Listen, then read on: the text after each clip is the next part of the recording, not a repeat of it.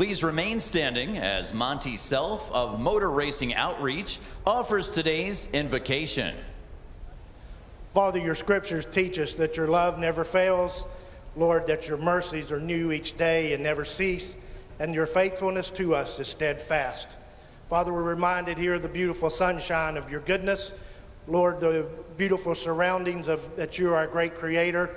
And Father, we ask today that you extend your presence around Pocono Raceway, extend your arm of safety and protection to each person gathered here to watch or to work, and to all the competitors as they make this, hopefully, the best race of the season.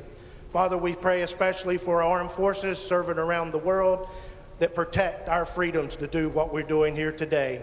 Father, we pray we walk in forgiveness, we walk in patience, we walk in grace, and we walk in joy, and that we receive this day as a gift from you. Amen. And now, here to honor America with the singing of our national anthem, please welcome from the folk pop country group Porter and Sales, the Pocono Mountains' very own Christian Porter and Regina Sales, accompanied by Seth Finnerty from the Scranton School of the Deaf and Hard of Hearing.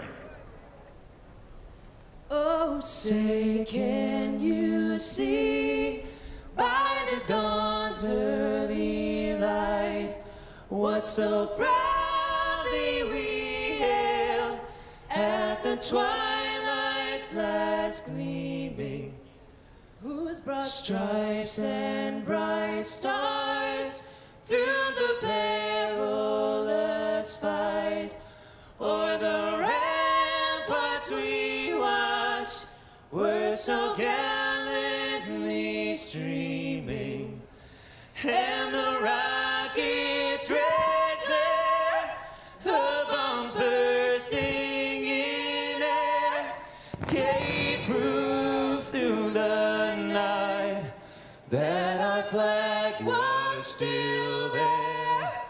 Oh, say does that star-spangled banner yet wave o'er the land of the free and the home of the brave.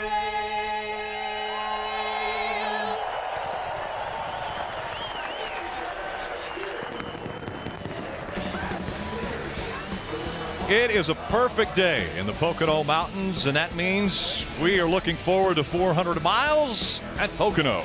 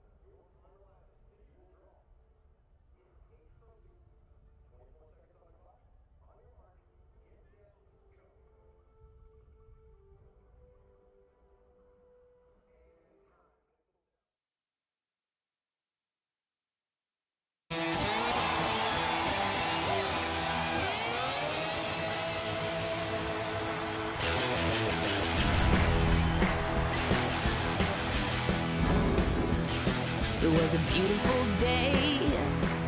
The sun beat down. I had the radio on. I was driving. Trees flew by. Me and Del were singing. Little runaway. I was flying. Yeah, running down a dream that never would come to me. Working on a mystery. Going wherever it leads. Running down a dream.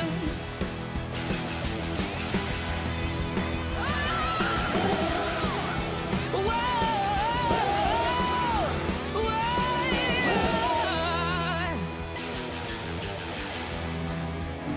Yeah, running down a dream that never would come to me. Running down a dream.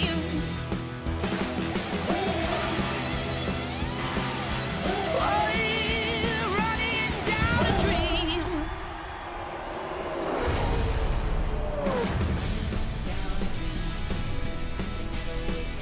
Monster Energy Cup Series racing from Pocono, the Gander Outdoors 400. Let's go right trackside and onto pit road to Marty Snyder.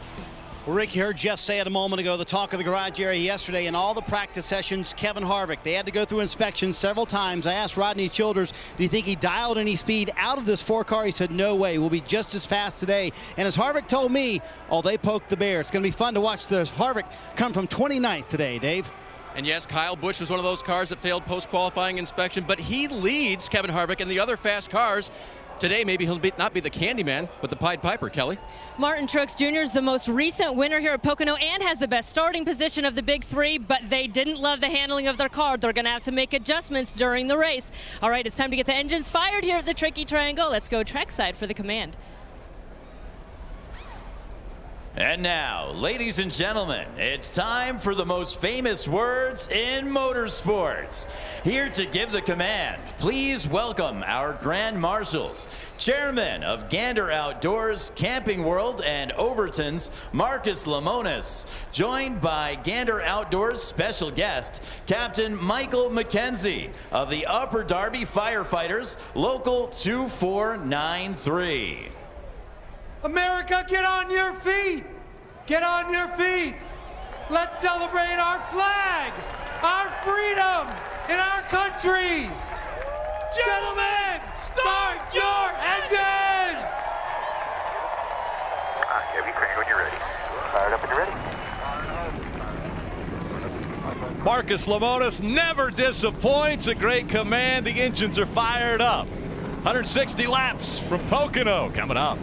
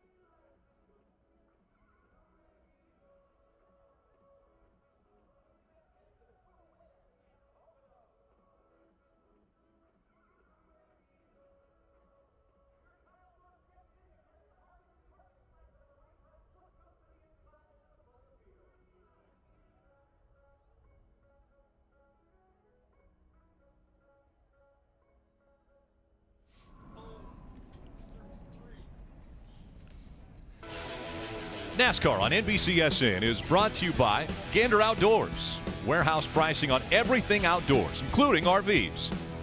Monster Energy. Unleash the beast. Credit One Bank, the official credit card of NASCAR. And by Toyota. Let's go places.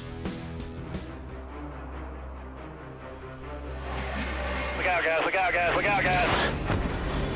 The third straight victory for him here at Pocono. It's a Pennsylvania sweep. He sweeps at Pocono. Denny Hamlin. He's going to savor this one, I have a feeling. Tony Stewart wins at Pocono. Oh, now look out, it goes around. Spinning down to the inside of the racetrack. He is up and in the air. Look out, trouble.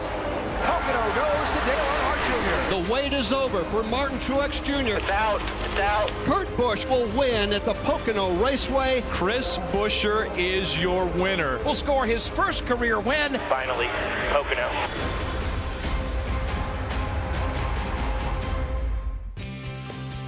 Some great stories right there as far as who has won here at Pocono. I want to take a look at today's starting grid brought to you by Gander Outdoors. In the first 3 rows, there's only one driver that has won this year. Daniel Suarez, Denny Hamlin, they haven't been to victory lane. Although Denny has won here 4 times. Eric Jones, the only winner in the first 3 rows. And Brad Keselowski will start on the outside of him. Yeah, Jamie McMurray in row 3 on a long winless streak. Wanting to end that. Starting at Chase Elliott, looking to get his first Cup win. Then behind them, Kurt Busch, a 3-time Pocono winner. Martin Truex Jr. He's the best of the big 3, starting 8th. They got Ryan Newman, RCR with some speed this weekend. Matt Kenseth and Chris Buescher, past winner here. In row 7 has a couple road course specialists. Michael McDowell and A.J. Allman, they are known for their road course specialty. They'll be shifting here at Pocono. Maybe they'll suit their style. And Ty Dillon, David Reagan make up row 8. All right, guys, we want to see if we can chat with Eric Almirola. What a run he had a week ago. Let's dial him up on the radio. Hey, Eric, it's Burton up in the booth. You with us? Yep, I got you, boys. Well, you guys have been running great lately. Tell us what kind of chance you got to win today. I don't know. I think our Smithfield Ford Fusion was decent in practice. I didn't think it was as good as the 4, but last week I didn't think we were the best car either, and Johnny and the boys made a lot of good adjustments to get the car ready for the race. So we'll just have to wait and see. But last month and a half or so has been a lot of fun. We've been showing up to the track with a lot of speed and running up front. So hopefully we do some more. Well, you hadn't gotten that win yet this year. It's so close. What have you learned, though, that you can apply today to get that win? Just honestly putting ourselves in position. You know, it's something I'm not really familiar with. Haven't raced up front for wins a lot at this level. So I just feel like the more we do that together as a team and the more I do that, the better we'll get at it. And one of these days we'll seal the deal and go to victory lane, and hopefully sooner than later. Well, it looks like to all of us up here that you're getting very familiar with running up front. Good luck today, bud. Make it happen. Thanks, guys. Have fun today. It's going to be fun watching Eric Almirola because he'll start back in 34th, one of the drivers that failed inspection after qualifying. So that 34th position, we'll see how long it takes him to break into the top 10.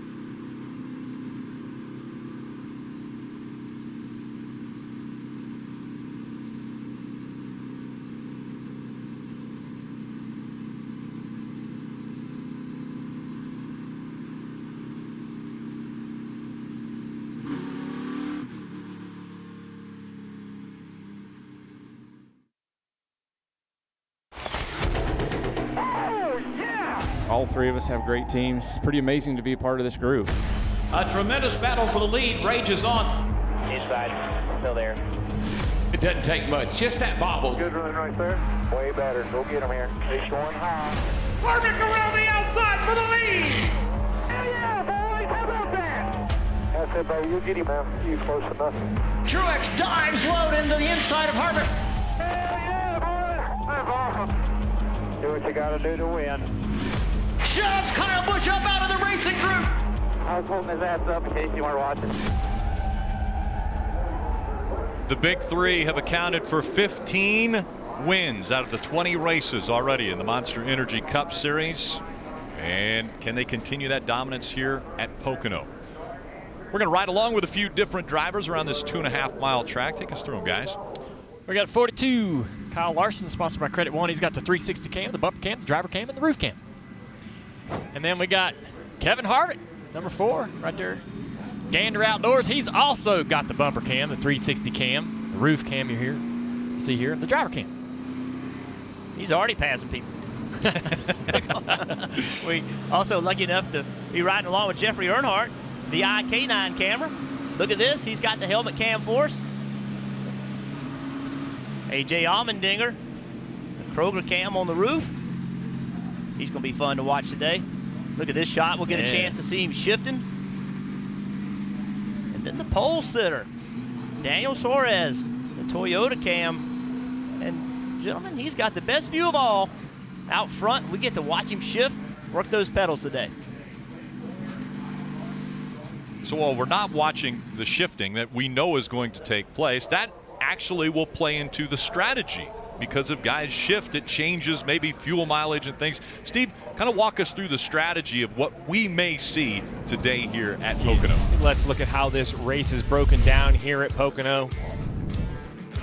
2.5-mile trial, 160 laps, 400 miles. Those 400 miles will be broken down into 3 stages. The first and second stage, both 50 laps apiece.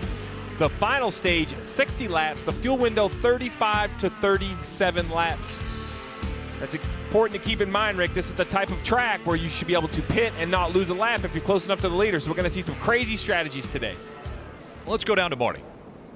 Hey, Rick, we had 13 teams fail inspection. So when you fail inspection, your pit stalls are assigned to you. And look who's pitted beside each other, Kevin Harvick and Kyle Busch. Now, that could become precarious later in the race. So what they've done is they've organized a communication system. Richie Bean on the 4-car, he's an underneath mechanic because their car chief is not here. Robert Smith, he was suspended yesterday after failing inspection too many times. Every time Rodney Childers wants to pit, he has to communicate with this guy, Nate Bellows, who is the car chief on the 18 team. So they're right beside each other, but that face-to-face communication will happen when they pit, Dave. When I checked in with the 42 team earlier today, crew chief Chad Johnston told me we weren't very good in final practice, but that's kind of normal for us here. In fact, in the spring race, they started 13th and finished 2nd. The only difference today is he starts way back in 32nd, Kelly. Daniel Suarez will lead this field to green for the first time in his young Cup Series career. That has the 26-year-old pretty pumped. He's most excited, Rick, to get out there in that clean air. We'll see what the 19 car can do with that track position. Well, it's the first pole for Daniel Suarez, and we'll see what he's able to do with it. Again, this long, long straightaway in front of the grandstands. You see the fans on their feet as we get ready for the green flag to fly on the Gander Outdoors 400.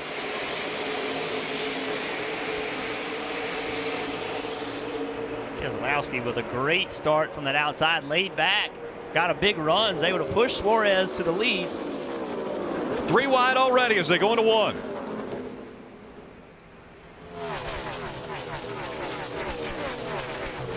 And 4 wide as they come out of 1.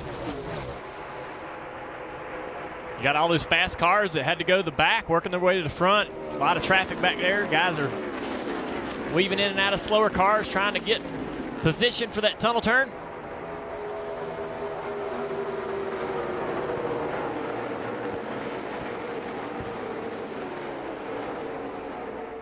Suarez just in front of Denny Hamlin as they come out of 3.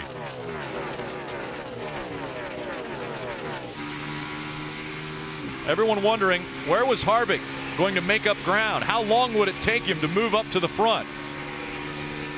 Well, after 1 lap, Kevin Harvick, who started officially 29th, was just scored going across the line in 18th. That's a pretty good pickup on one lap. 3 wide off of 1 here. You could see how much the 17 car, Stenhouse Jr. was moving around, just didn't make enough grip. He was able to make it 3 wide and drive underneath both of them. Side by side. Here downshifting the tunnel in traffic. Going to see a lot of guys downshifting, trying to take advantage of, not getting bottled up on that exit. This is when you got a shot. You see those guys double up in front of you. You know you're going to get a big run on them. This is a shot. You might get 2 cars on this one straight.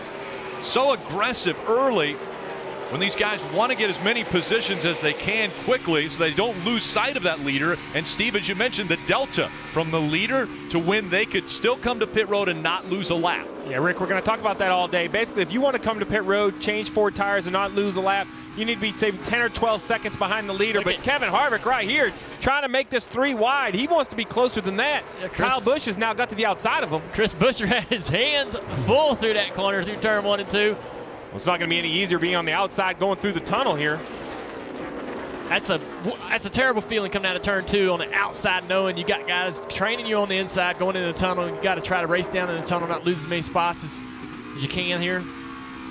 Look at Kyle Busch, though, to the outside. He's going to try to make his way through the traffic. I thought he'd follow the 4 car through the traffic. Looked like he's going to have to now.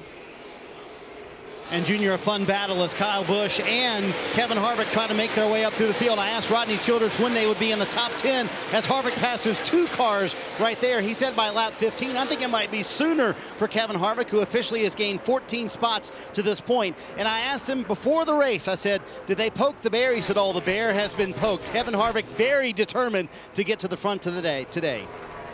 Has a great car, and when this 4 and the 18, Kevin Harvick and Kyle Busch are together, a lot of people are going to think back to what happened at the end of last week's race, where Kevin Harvick put the bumper to the back of the 18, roughed him up once, then moved him out of the way, took him completely out of the line, went on to check out and win the race. So a lot of people said, what's it going to be like when the 2 of them are racing side by side or are nose to tail? Well, we've seen it already here at Pocono. Early in these laps, they are running nose to tail. Kyle Busch's comment after the race, he said, how you race is how you get raced. So we'll see if that translates into those 2 racing differently here at Pocono today. And they're both on the same agenda right now. They both want to get up into that top 10 to earn some points. They're already 12th. Harvick's already 12th. So now they got even bigger aspirations to try to get well up inside, maybe even the top 5. Denny Hamlin, 4-time winner here at Pocono. Being chased by Brad Keselowski, also has won here. It wasn't back in 2011, though, so it's been quite some time since Brad has been to victory lane. Let's take a look at replay from the restart here. A couple guys having some issues. Joey Logano and look at Corey LaJoie there. Corey oh, wow. Very careful for Logano, and here we are on Larson's car. Watch him react to this. Downshift. Man, they downshift fast. Try to get, you get bottled up there, get slowed down. Try to get going as fast as you can. Well, that's some of the fear. When you get sent to the back of the track, it doesn't matter how good your car is. You still have to be patient through those starts. At such a fast racetrack, traffic can still bottle you up so easily in one of these 3 corners. You're going to see that on restarts all day long. In turn 1 and in the tunnel. Into the tunnel, man, guys, you're going to be aggressive down that back straightaway before the tunnel, trying to block and position yourself for the inside into the tunnel. There's going to be some fighting for that position all day long. And how about a leader, Daniel Suarez? He's checked out on Denny Hamlin. Denny has a ton of wins here, and he's driven away from him. Good job by Suarez. Remember a few weeks ago, they got themselves way back in points, and he came out publicly and said, we are going to make the playoffs. And this is a shot for them, right? They qualified well. They had a good qualifying effort. They won the pole after other guys had a problem, but still, he sat on the pole, and he is driving away from Denny Hamlin. Check out this in-car camera that we've got with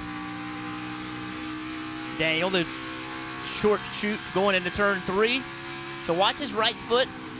That right there is a downshift. He jumps in the gas, downshifts. If he doesn't jump in the gas, it'll over-rev the motor. It'll wheel hop it. Now he's on the front stretch. He's in 3rd gear. Upshifts to 4th gear. Watch his left foot now. He's going to pump that brake just a little bit, make sure it's there, get a good pedal. Blip the throttle, downshift into third. Now he's back on the throttle, trying to get full throttle as soon as he can. Now let's see what he does in the tunnel. Some people shift, some people don't. This time of the race, new tires, you may not have to shift. Off the throttle, on the brake.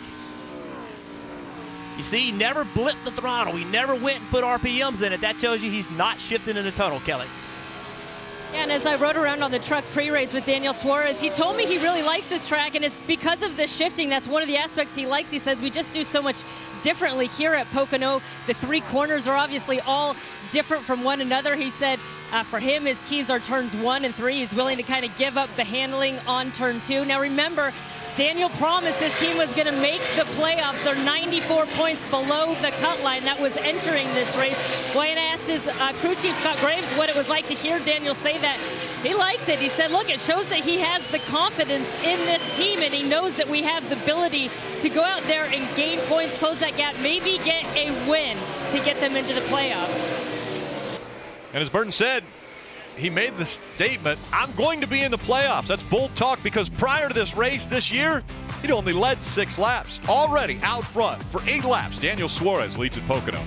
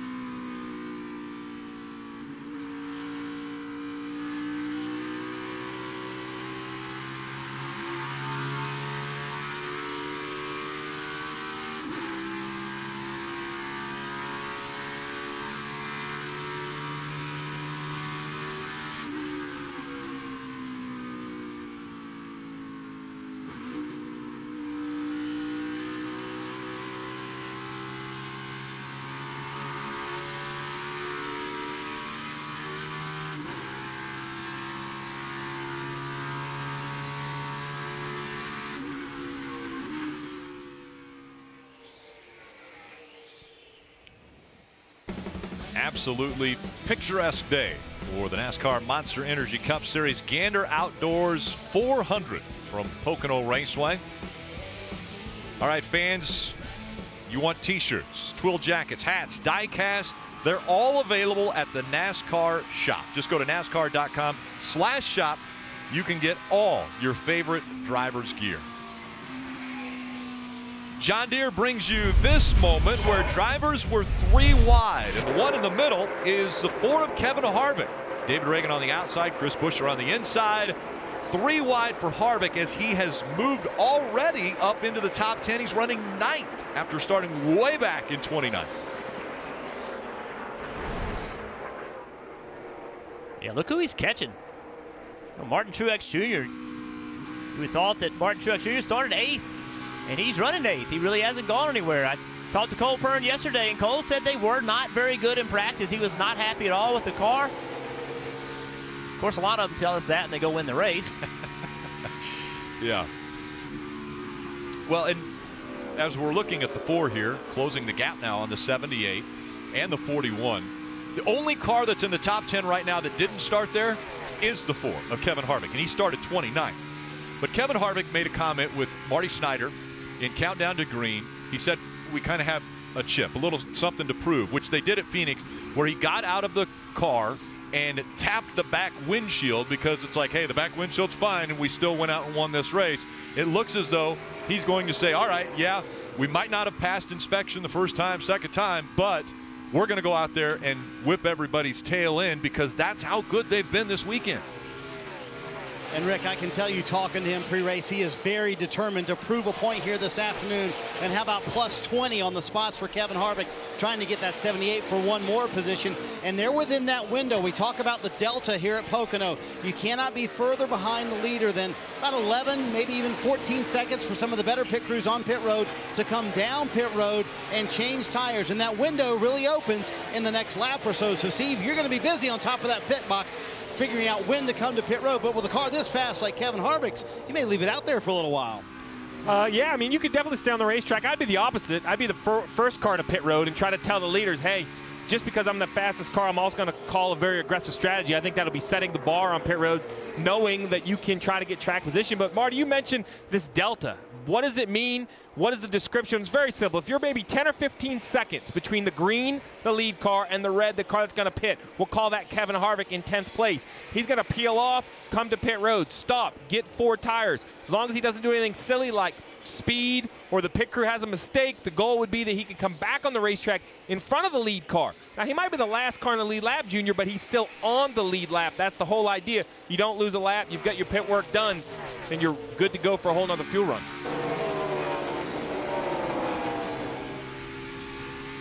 Just ahead of that 4 car again, Martin Truex Jr. And just as Cole Pearn, crew chief, told Jeff Burton, he told me they just weren't good. He said everything feels so different this time for some reason. They just felt like they couldn't get the balance right on their car, even though they're the most recent winner here, which was just back in June. He said it just feels different. Well, right now, Martin Truex Jr. saying, hey, he's not terrible. He said, I'm just stuck here. The left front's bouncing more than it ever has. And he said, I almost lost it a few times. So he's looking for more front grip when they come down to make an adjustment on pit road.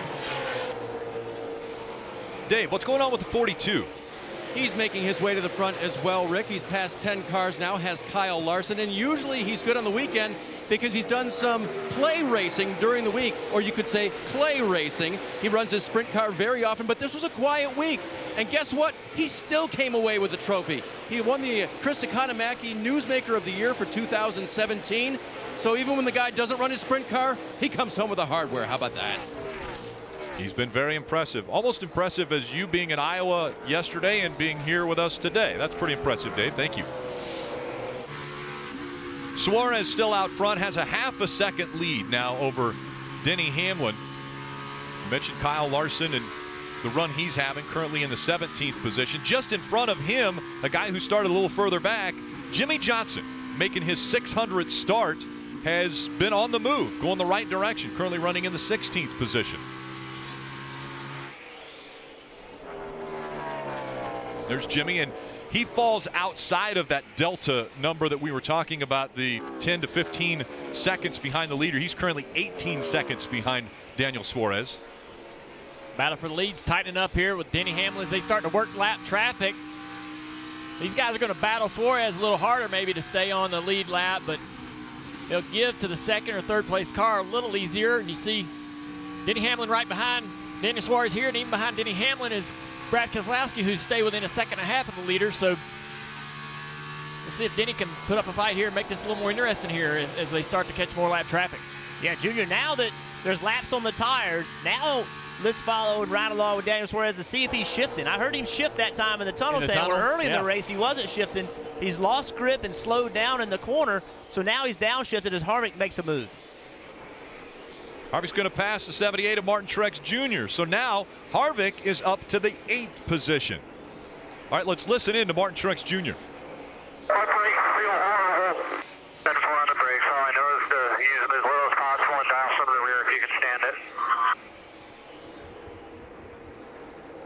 He mentioned earlier a bouncing front tire, now a brake issue. So the 78 doesn't sound very comfortable in that car. Nobody's car is driving perfect, but you know, when you're struggling, this would be a struggling day for for Martin Truex Jr. and his team, because they're used to running in the top 3 and winning races. So when he's running back here in 9th and 10th, he's going to give a lot of information and a lot of new information that maybe the guys aren't hearing that often. But they'll tune on that car. He's not, you know, they'll be able to fix those issues and improve that car as the day goes on. Steve, surprised at all that no one's come to pit road yet? We're on lap 20. A little surprised. I was expecting some cars around lap 18. I'm surprised they're waiting it out, but they're not going to wait much longer. They could probably go to lap 35 on fuel. I really expect cars to come anytime. As I take a look on pit road from the booth here, I see a lot of pit crew guys up on the wall, warming up, kind of getting prepared to come to pit road. So definitely before halfway in the segment, which would be lap 25. Look at this run by Denny Hamlin right here through turns 3. That momentum should carry him down the front stretch. We'll see if he can get a little toe from the 19 and complete a pass. And coming up on 3 cars here that could create some issues for Daniel in the aero. And down here, see if looks like the 11 might be able to get close enough to put a little pressure on him. There's the 4 on pit road, Marty.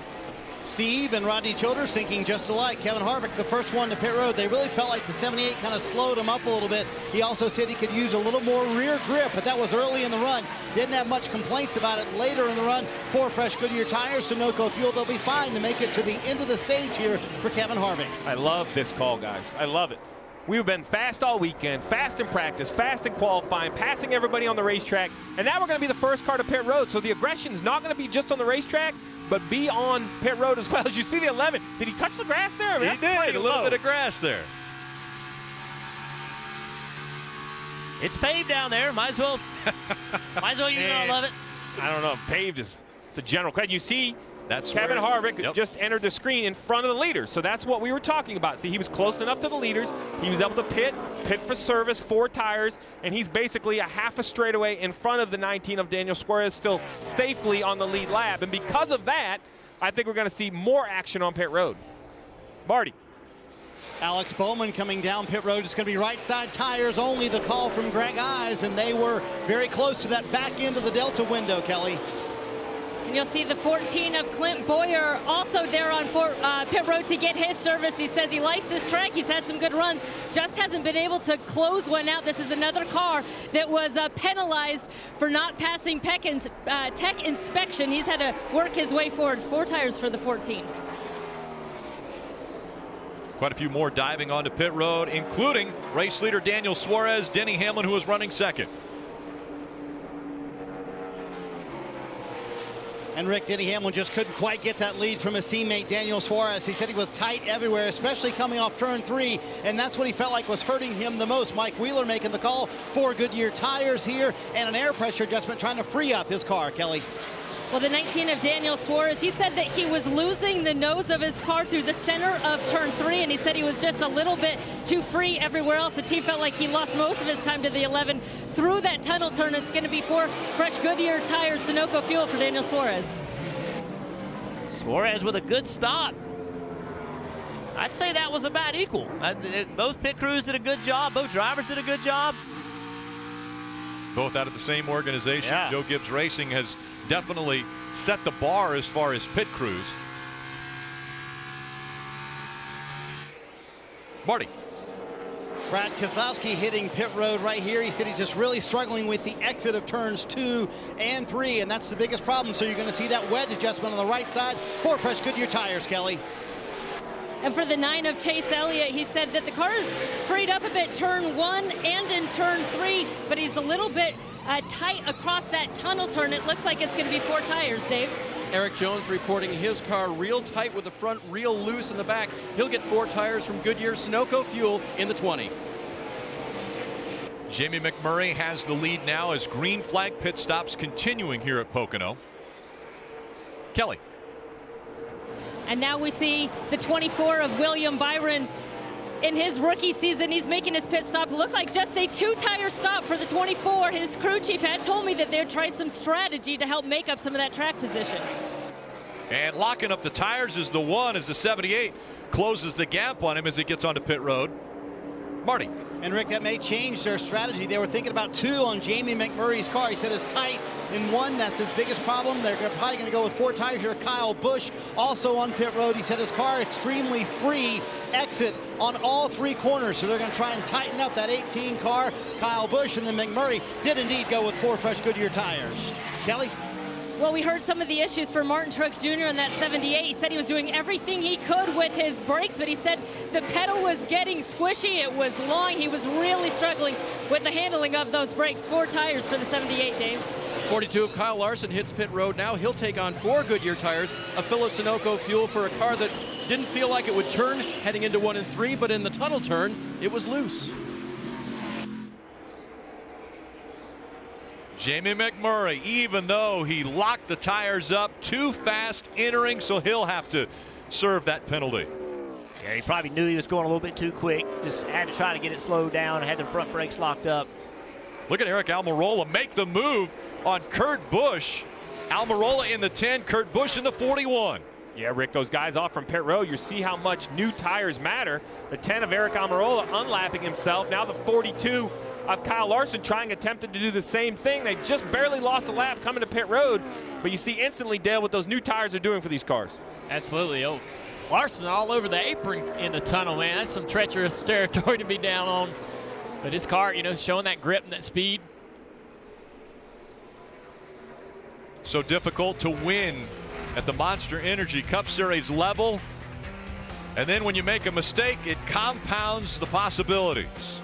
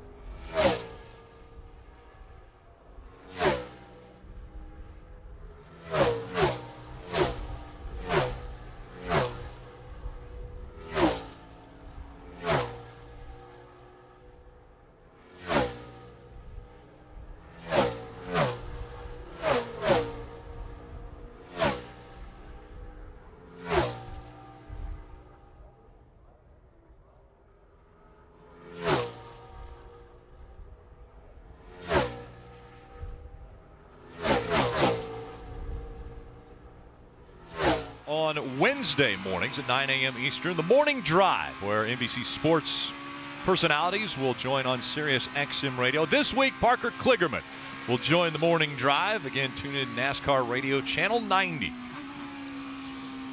Dave. Rick, Joey Logano wasn't particularly happy with the handling of his race car, and you can see it has a cosmetic makeover on the nose there, a big patch on the front of the Ford. Remember that contact we showed early in the race? I think it was lap 1 when he hit the 72 of Corey LaJoie. Well, that was causing him some trouble, along with chassis adjustments and 4 fresh tires. Joey hopes the 22 will be better on this run. That's a lot of tape on the front of the 22. Well, Junior, you pointed out this contact that Dave was talking about on lap 1, and that's a really nice job under green to get that repair done right away. I mean, not to have to wait for a yellow flag. I commend the crew. It's done. You don't see it flapping. We'll go back and take a look at it, Dale. You pointed this out. Corey LaDroit gets up into the side of the 51, has to check up. Hard hit there, so it don't look like it might, that would do any damage, but not a lot of strength in the front end of these cars. So you put that piece on there to try to help the aerodynamics a little bit, the cooling as well. Yeah, very nicely done for sure. Very nicely done. So we'll see if this improves at least the handling on the 22 car. Steve, only 21 to go in this stage 1, and a lot of strategy has been unfolding. You mentioned fuel mileage, some guys staying out. Others you thought maybe should have come in a little before when they did. Well, so Rick, basically the first stage is 50 laps. Everyone knows they have to pit. We're seeing Joey Logano right here. Well, if you cycle back to the lead currently, it's the 41 of Kurt Busch, the 48 of Jimmy Johnson. Those cars have yet to pit. I understand their strategy. They're going to run 34, 35 laps probably on this first tank of fuel, and then maybe only take right sides versus, say, Denny Hamlin and Daniel Suarez, cars that have come to pit road early around lap 22. Actually, we see Jimmy Johnson on pit road right now.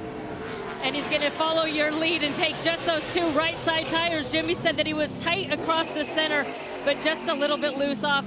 Could sense some disappointment there on, it looked like a slow release for the 48. Yeah, it looked slow in the right rear to me, Kelly. So that's the crew chief's nightmare, right? You take 2 tires because that's what you're mapping out. That's your strategy. It's still going to work. He's going to stay in the lead lap for the 41 and gain some track position. And he knows in 19 laps, the yellow's coming out. Dale, so 2 tires is enough. But what I was saying, I was shocked that Suarez, Hamlin, and some of those guys, they allowed Kevin Harvick to beat him to pit road by 2 or 3 laps. That's 4 or 5 seconds on the racetrack.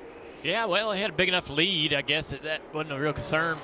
Kevin was about 7 to 9 seconds back when he came to pit road, so they could give up a little bit of time or a few laps before, Kevin would overtake them through that whole cycle. So right now, Hamlin and Suarez have switched positions. Suarez is now behind Hamlin, and once we cycle through, let's take a look how that happened. How Denny got around Daniel. They come up on some slow traffic, and Daniel has a little tough time aerodynamically with the 43 car in front of him, and it gives the 11 car of Denny Hamlin the ability to make the run. And once Denny gets that close, it puts a little bit of pressure on the left rear quarter of that car. Even that air can drive that 19 car tight off that corner up behind that 43. And the reason we show you that replay, even though that was at the time, the 5th position, that was really the lead of the race. And look behind the 19 car. You had the 9 of Chase Elliott, who has also pitted. So he has pitted and made up time on the racetrack, as well as, oh, don't look now, the 4 of Kevin Harvick. So between having a great race car and a great pit call by Rodney Childers to come early, the 4 of Kevin Harvick is currently scored in 8th. But when the 3 or 4 cars that haven't pitted come to pit road, that 4 will have a chance to race for the lead. And maybe, can you imagine this? Win stage 1 after starting at the back, all under green at Pocono? Well, the other thing, Steve, that I'm looking at is you had mentioned how difficult it is to click off lap times as well as the leader. And Kevin Harvick has been in traffic this entire race. And yet he is going to be within about a second, maybe a second and a half, of the leaders after everyone is pitted. Yeah, I mean, I would have his lap time circled every single lap, because if you're even close to the leader speed in traffic, Marty, then you are hands down the best car here. And how good is Kevin Harvick? Brad Keselowski just came on the radio to a spotter. Joey Meyer said, Joey, is that the 4 car behind me? He's that much faster than the rest of the field that he's caught me already. This is unbelievable. So even the guys racing against Kevin Harvick can't believe the speed he has today. Well, we want to see what it's like to ride along with the fastest car here in Pocono. Take us along there. We're looking over basically the right shoulder of the 4 of Kevin Harvick. Good. Going down the back straightaway into the tunnel turn. Let's see if he shifts here. Yep, Dan shifts into the tunnel there. He's trying to take advantage of RPM. That's going to give him in 3rd gear on exit. But get a run. You see, close just a little bit on Keselowski. Quick shift into 4th, and they're going to shift into 3rd again down here in turn 3. Man, it enters real good. Good speed entering. Kurt Busch, our leader's on pit road. And Junior, I talked to Billy Scott, his crew chief, this morning. Remember, they did not go to the rear of the field. They kept their qualifying position. I said, you feel like you gave up something in the tech line? He goes, no, not really. He said, you can't get too relaxed, but he said, we pushed the envelope just far enough for our comfort, and we did a good job with it. You see, he gets 4 tires there, just a little bit loose into the corner, a little bit tight in the center. Be interesting to see where he comes out once all this cycles through and what this kind of strategy is going to, how this is going to work out for him. Well, it's all reset now with the 40 web coming to pit road. Basically, the field is completely reset. So you see right at the top of the screen, your top 3, Denny Hamlin, Daniel Suarez, Chase Elliott. Right behind them, Brad Keselowski, Kevin Harvick in 5th. So, I mean, this is it. There's no more strategy. There's no more pit stops. This is the plan. This is a run. 16 to go to the end of stage 1 here at Pocono, Rick. Denny Hamlin has a 1.3 second lead over Kevin Harvick, the fastest car on the track.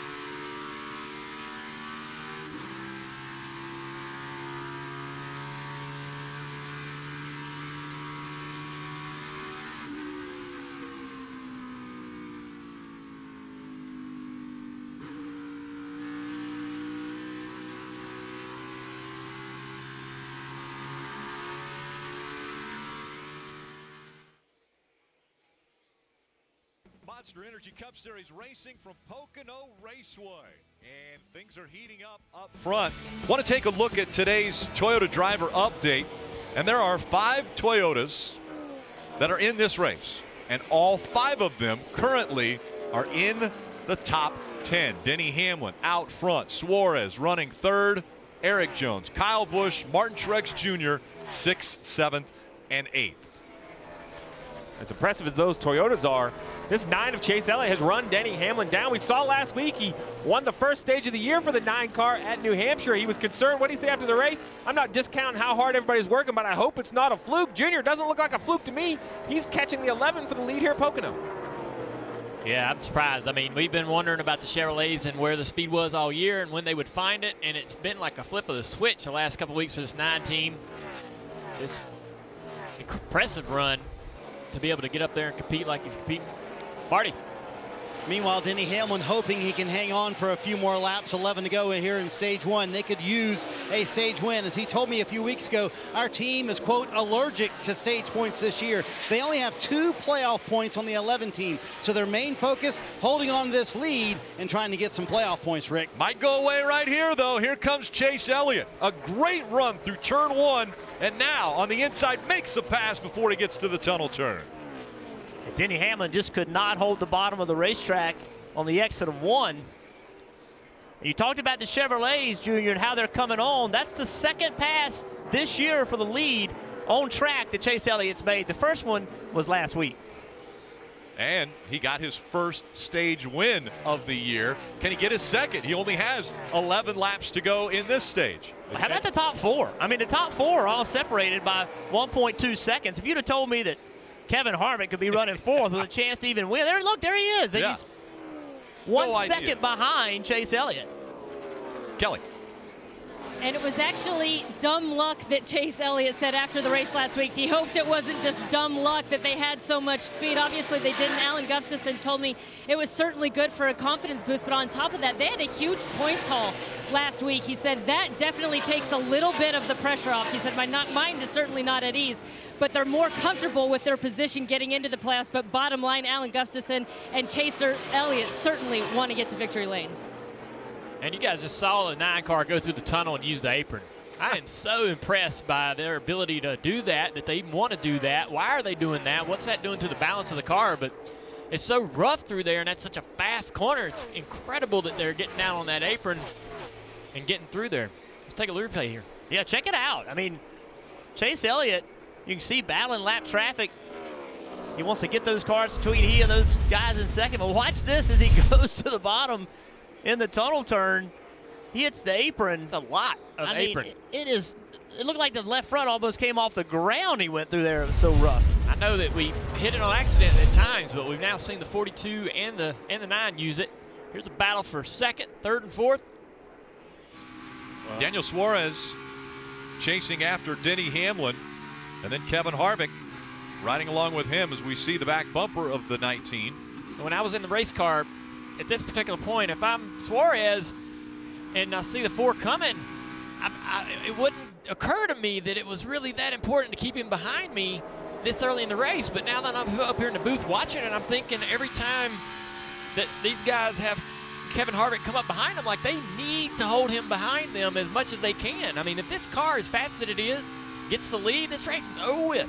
I don't know anybody, unless they have some issues or some strategy on pit road, that can get by him on the racetrack. So I'm like hoping these guys will battle as hard as they can to keep the 4 car behind them. Showing just how important all of the points are. Stage points on the line, less than 8 laps to go until the end of stage 1, and you're going to see all of it as we go NASCAR nonstop.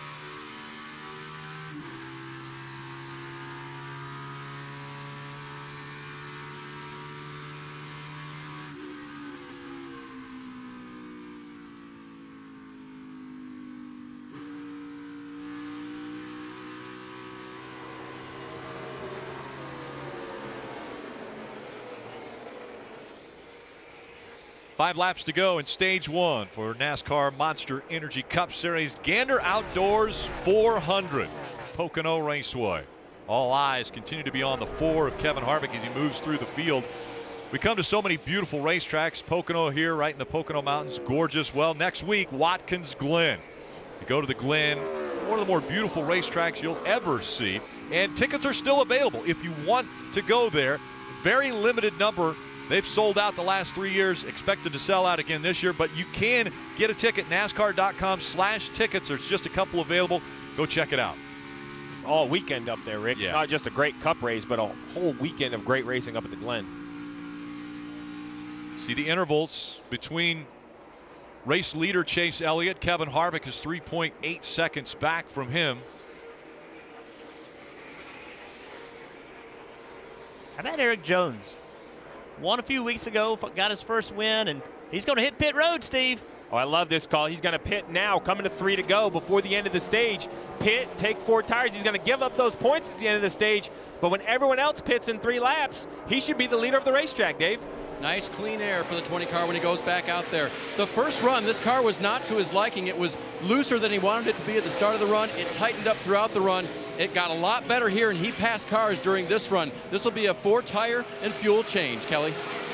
And it looks like Martin Truex Jr. and the 78 team's going to try a little bit of that same strategy. Remember, they just don't feel like they've had the speed or balance in this car to make up track position on the track. So Cole Pern making the call here to bring him to pit road before the end of the stage, close 4 tires and Sunoco fuel. So basically the idea here is these cars know that the yellow is coming out in 2.5 laps basically for the end of stage 1. Both these cars were inside the top 10, but they're going to give up those points at the end of stage 1 for track position. Pit now, get their service done. There's the leader, Chase Elliott. We continue to talk about this. You can pit at this racetrack if you're close enough to the leader, not lose a lap. That's exactly what the 20 and the 78 has done. And in 2 more laps, the end of the stage, a stage win perhaps goes to the 9 of Chase Elliott. The field will come to pit road, and guess who won't, guys? The 78 and the 20, and they'll start first and second for the start of the second stage. So both the 78 and the 20 are locked into the playoffs because of wins.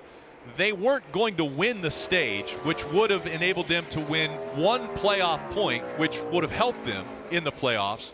So a good decision. I mean, this is an option for them to come to pit road, be out front, and dictate how the next stage starts. I feel there are some crew chiefs on pit road going, gosh, I wish I would have thought of that. That was a good idea for those guys. But they did give up some regular season points. They did. And they're trying, there's bonus for being first, second, third in regular season points all the way through. So Martin Truex Jr. in that battle to be the one that has the most points, to get those 15 playoff points, he just took away those points that he would have gotten for finishing inside the top 10. Hey, Rick, get your calculator out. I'm working on it. Pocono and Watkins Glen, we're going to talk about this a lot, and I know it's not as exciting perhaps as door-to-door racing, but it is a chess match by these crew chiefs on top of the pit box, and you have no choice. You cannot just put your head in the sand and forget about these strategies because everyone on pit road is thinking of a way to gain an advantage. And it always helps somebody, right? Yeah. It hurt somebody, it helped somebody. Well, it helped the 88 of Bowman. He's right on that cut line. Well, that just got him 2 points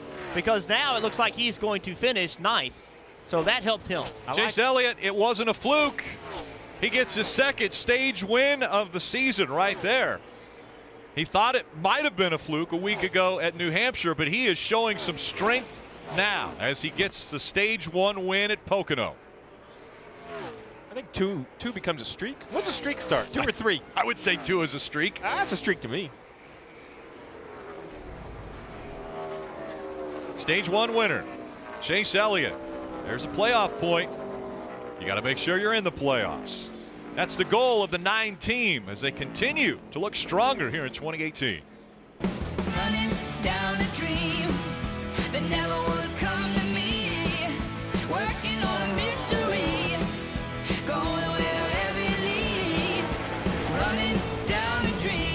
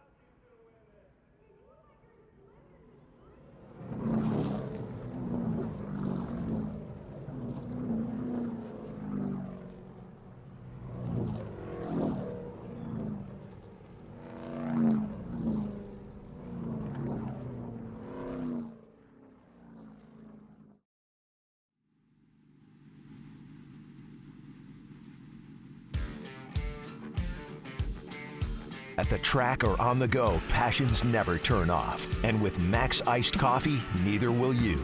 Pick up Max Antioxidant or Max 2x Energy Boost using Kroger ClickList today.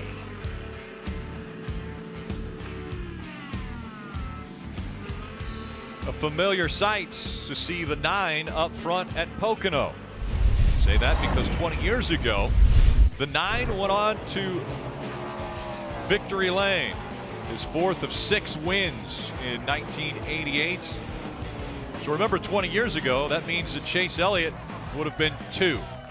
He's 22 years old now, but Chase Elliott following his dad around, always in victory lane with him. Well, Chase Elliott still searching for that first trip to victory lane on his own. Yeah, I did the math wrong there, didn't I? It was 88. Rick, I told you to get your calculator out. I was looking at the wrong calculator. I was 30 thinking, years ago, so Chase wasn't even born at that point. I was over here time. thinking, did I race again? 30 years ago, of course. Hey, Rick, I'll work the fuel mileage. You take care of all the numbers from here on out. I thought you were getting ready to show that Evernham car that went up going so bad here and at Indy, you know? Yes, that was the 9. So getting ready to come to pit road. And now we know that the 20 and the 78, because they came just before pit road was closed, there'll be 2 cars that will stay out on the racetrack, trying to grab that track position that they gave up the points that they would have got from coming and finishing in the top 10 from the stage. But now all in the hands of the pit crews. Marty. Kevin Harvick said they were better on that run after the first stop and the adjustments they made, but he was, quote, terrible in traffic. Terrible enough to gain 27 spots from 29th to 2nd for Kevin Harvick. Denny Hamlin, middle of your screen, said his car's way too loose on entry, way too tight on exit. That's his biggest issue, and he's a little bit concerned about the water temperature right now, 275, Kelly. Chase Elliott is now won stages in back-to-back races. He said that he was a little bit free on entry and a little bit tight getting back to throttle. You saw they made a slight chassis adjustment there in the right rear, along with 4 Goodyear tires and Sunoco fuel. Casey Kane had to back up. Something wrong with the 95 there. As we see the race off pit road, brought to you by Kroger ClickList, and a 2-tire stop for the 41 team. Kurt Busch. So 7 spots they gained. Chase Elliott's only going to drop 1. He was able to hold position with everyone else. That took 4 tires. But again, just his 2nd stage win in the 2018 season. They've been searching for the successes. Let's see if we can dial up Chase Elliott now. Hey, Chase, is Burton, you with us? Yeah, go ahead. Man, you told us last week you were concerned that good run could have been a fluke. Well, certainly you don't feel like that right now. Yeah, we hope not. We're just working hard trying to keep it up here for when it counts later in the day. Well, we know the track's getting hotter and slicker. Where do you think you need to be a little bit better?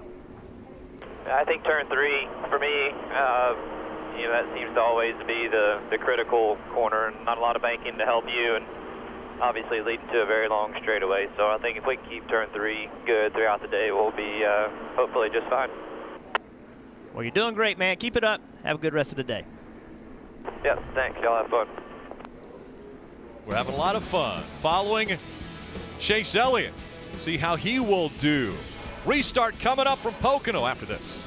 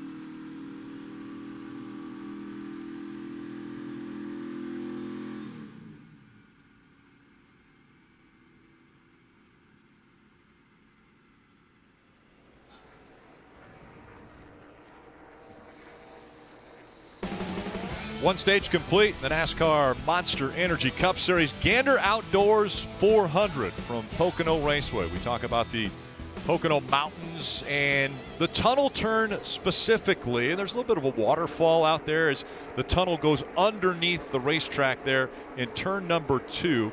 And you guys have talked now about how difficult it is, but we're seeing guys run right down on the apron through the tunnel turn. Yeah, in the grass. I didn't know you could run down there and see how rough it is.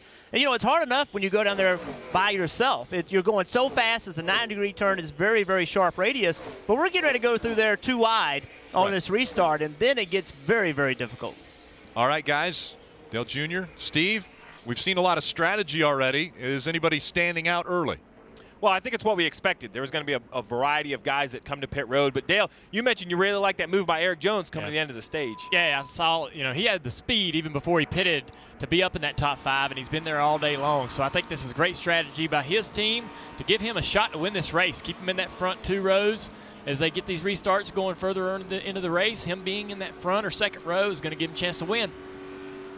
All right, guys. Well, so far, one stage in the books. And I think we're all surprised about Kevin Harvick. I don't think anyone thought that he would be in the top 10 after 9 laps, but he actually did that. Now he's going to have to restart back in the 6th position. Eric Jones, Martin Truex Jr., we mentioned they stayed out once the stage was over because they came to pit road early. So they were going to make up row number 1. Kurt Busch and Chase Elliott will be in row 2. Then it's Suarez and Harvick in row 3. Field approaching the Geico restart zone. Watch them fan out once they get past the start line.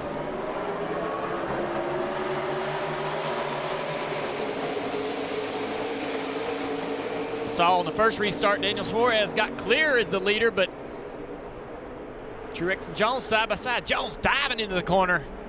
Wow, what a move on the outside. Truex had some kind of problem. Absolutely, still struggling.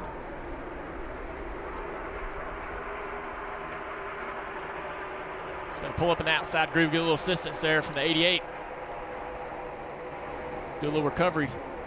That's a smart move. Sometimes you got to play defense. That's where we talked about side by side in that tunnel turn, Junior. It's difficult at best. So rough through there, so narrow. To the outside, Suarez trying to get past the 18 of Kyle Busch. Kyle Busch will have the advantage and a little bit of momentum as he closes the gap on brother Kurt Busch just in front of him. Eric Jones out front. We saw that great strategy and see what kind of speed he has on this run, but I think he's got a top 4 race car. These guys will fight hard, and, you know, what Kevin's car is so good. If he gets out front, be impossible to pass him on the racetrack. So these guys got to understand that, try to do what they can to keep him in dirty air. He complained about dirty air on his race car earlier in the race. They need to know that and try to keep him in that dirty air. Another car we haven't talked much about, that 88 of Alex Bowman in the 5th position. You may not recognize it. It's that green car right there. Exalted got the Eagles on the side of it this week. Remember, he took 2 tires under green. That was a good strategy call by Greg Ives. While it may not show up as something unbelievable, Marty, it's really kept this 88 in the race. And it pains Dale Jr. to see his old 88, doesn't it, Junior? His Eagle colors. I know you hail to the Redskins, guys, but they've had a fantastic race, and they really were excited to get back to this race, Steve, because they felt like they had a top 8 car here in June, got in a very late accident with Denny Hamlin, and they're proving it today. How about Alex Bowman, the guy sitting firmly on the cut line in the top 5 right now? See his teammate. Don't you have to say Super Bowl champion Eagles when you mention that? That's what the Eagles fans would love you to say. See, Chase Elliott's been running great, and I was wondering whether that information is being shared throughout the company. Would we see his teammates start to pick up that speed that he showed last week? So starting to see it in that 88 car today. You see that 9 car bounce through the tunnel. Gosh, that's rough. And those guys are hitting that apron. They're still, you see, we seen it a couple laps ago, a few frames ago, where those guys are using that apron in the tunnel, and that just really surprises me that they'd be trying to clip that apron to get the cars to rotate there. We showed this earlier, Dale. We went away to another battle on the racetrack. Kevin Harvick, obviously see the work on the top of the screen. He's going to downshift to try to look underneath the 9 here. Best thing you can do, what you want to do really, is try to get in there and get to that bumper and upset his car aerodynamically. If you can get close enough down the front straightaway, drive and overdrive the corner a little bit, at least get to this bumper and kind of move him up off the bottom without ever touching him. That's what Kevin's wanting to try to do here. At any opportunity, any corner. straightaway so long on this racetrack. Over 3,700 feet on the front, the backstretch over 3,000 feet. Marty. Hey, Rick, obviously Kevin Harvick in his race car so fast today, and everybody on pit road knows how fast that 4 car is. So I'm wondering, Junior, you mentioned it a moment ago, Kevin did say we were terrible in traffic. So how much are you and Steve, if you're driver and crew chief combination, listening to that, understanding that, and doing everything you can to keep Harvick down and back there in third? Yeah, that's what I would be imploring my driver. If I can get that information that Harvick's giving his crew chief, I would say to my driver, hey, he struggles when he's behind cars, and we've seen Kevin run second here so many times in this race with the best car at the end of these races. And if anybody has the best car, you can hold them up. This is a track where it's really difficult to pass. So you got to know that and try to understand you have every right to try to hold that position even earlier in the race like this. We talk about great strategies. Those are not only on the offense, they have to be on the defense as well. Let's take a listen into the 4 car. Those left side tires have been chunking just a little bit. I think, most of that comes from the tunnel turn back there where you kind of go across the apron. But if we can ever get to the lead here, might lay off of that a little bit. Talking about the apron? Yeah, 2-4. Good information. Did he say right side tires? No, left. Wrong, left. I was going to say. What will happen is the left side tires, you run very low on air. Gotta run here. Got a good run on the 9. Oh, and a little bobble there by the 9. Here comes the 4 of Harvick. This is for second. That run started in the middle of the corner. You saw the 9 car wiggle just a little bit, lose the bottom, and all clear. Kevin Harvick saw it and seized the opportunity.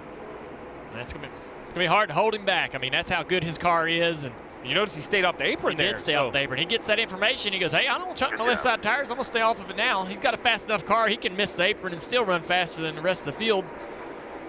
Kelly, what's the 78 team been talking about after they fell back after the start? Well, Martin Truex Jr. said he thought maybe they didn't really get the grill cleaned. He said he thought he had some stuff on there that tightened up his car, got really tight into turn 1. But on top of that, remember, they still have those brake issues they're dealing with. Only gave up 3 points to do that, so cleared it was the right call. After that, it wasn't possible, but you made up so much time on them that got us within range. Glad I could help.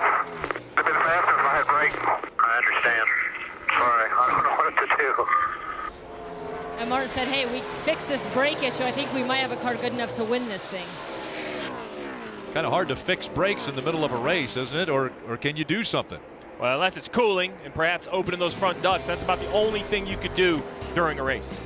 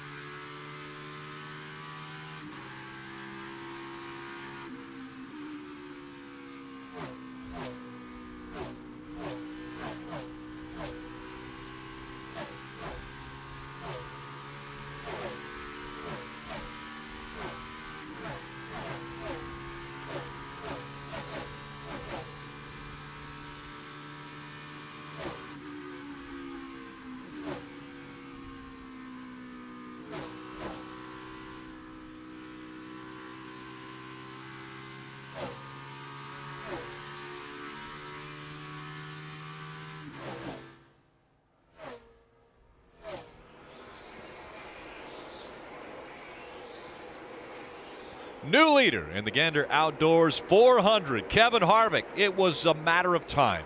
Everyone knew that the 4-car, as strong as he was yesterday, would at some point in time be up front. This is how it happened. Well, he got a great run off turn 3.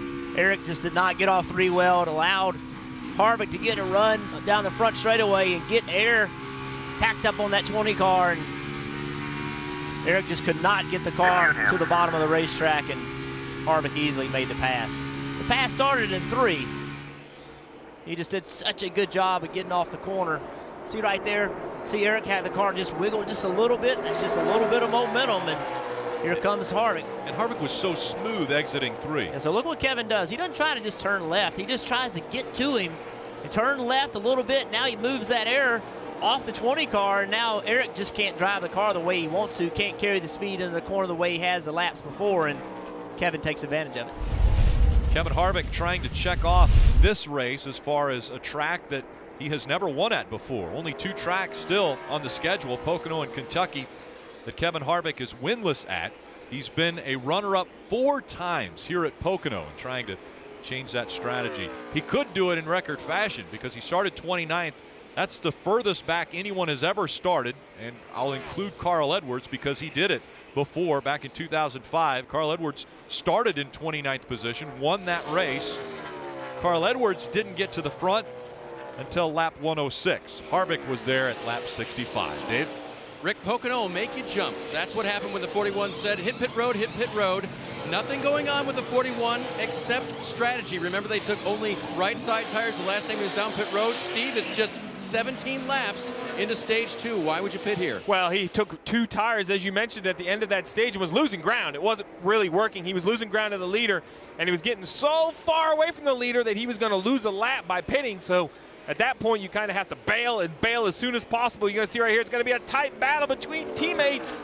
He is going to lose a lap to the 4. Hopefully these fresh tires will be able to overcome Kevin Harvick. Normally, I would say that should be easy, but as good as Kevin Harvick is, I'm not going to say that quite yet. Kevin's running 52 50s, so Kurt, I mean, that's Kurt's well, I'm sure the way it's been going, Kevin will just let him by, right? They have a great relationship after Chicagoland, right? Let's see. How important is a stage win? Well, Kurt Busch and Kevin Harvick showed us just how important it is earlier this year. Well, I think to Steve's point, you would think that this 41 car putting on tires could just go up there and blow by Kevin Harvick. Well, if he can't, then Kevin Harvick, we know he has the field covered, but it would be an unbelievable feat to take a car that has brand new tires on it and be able to hold them off. And so far, he's made it a lap. We'll see if the 41 can close the gap on the 4. Those fresh tires don't seem to be giving Kurt Busch an advantage.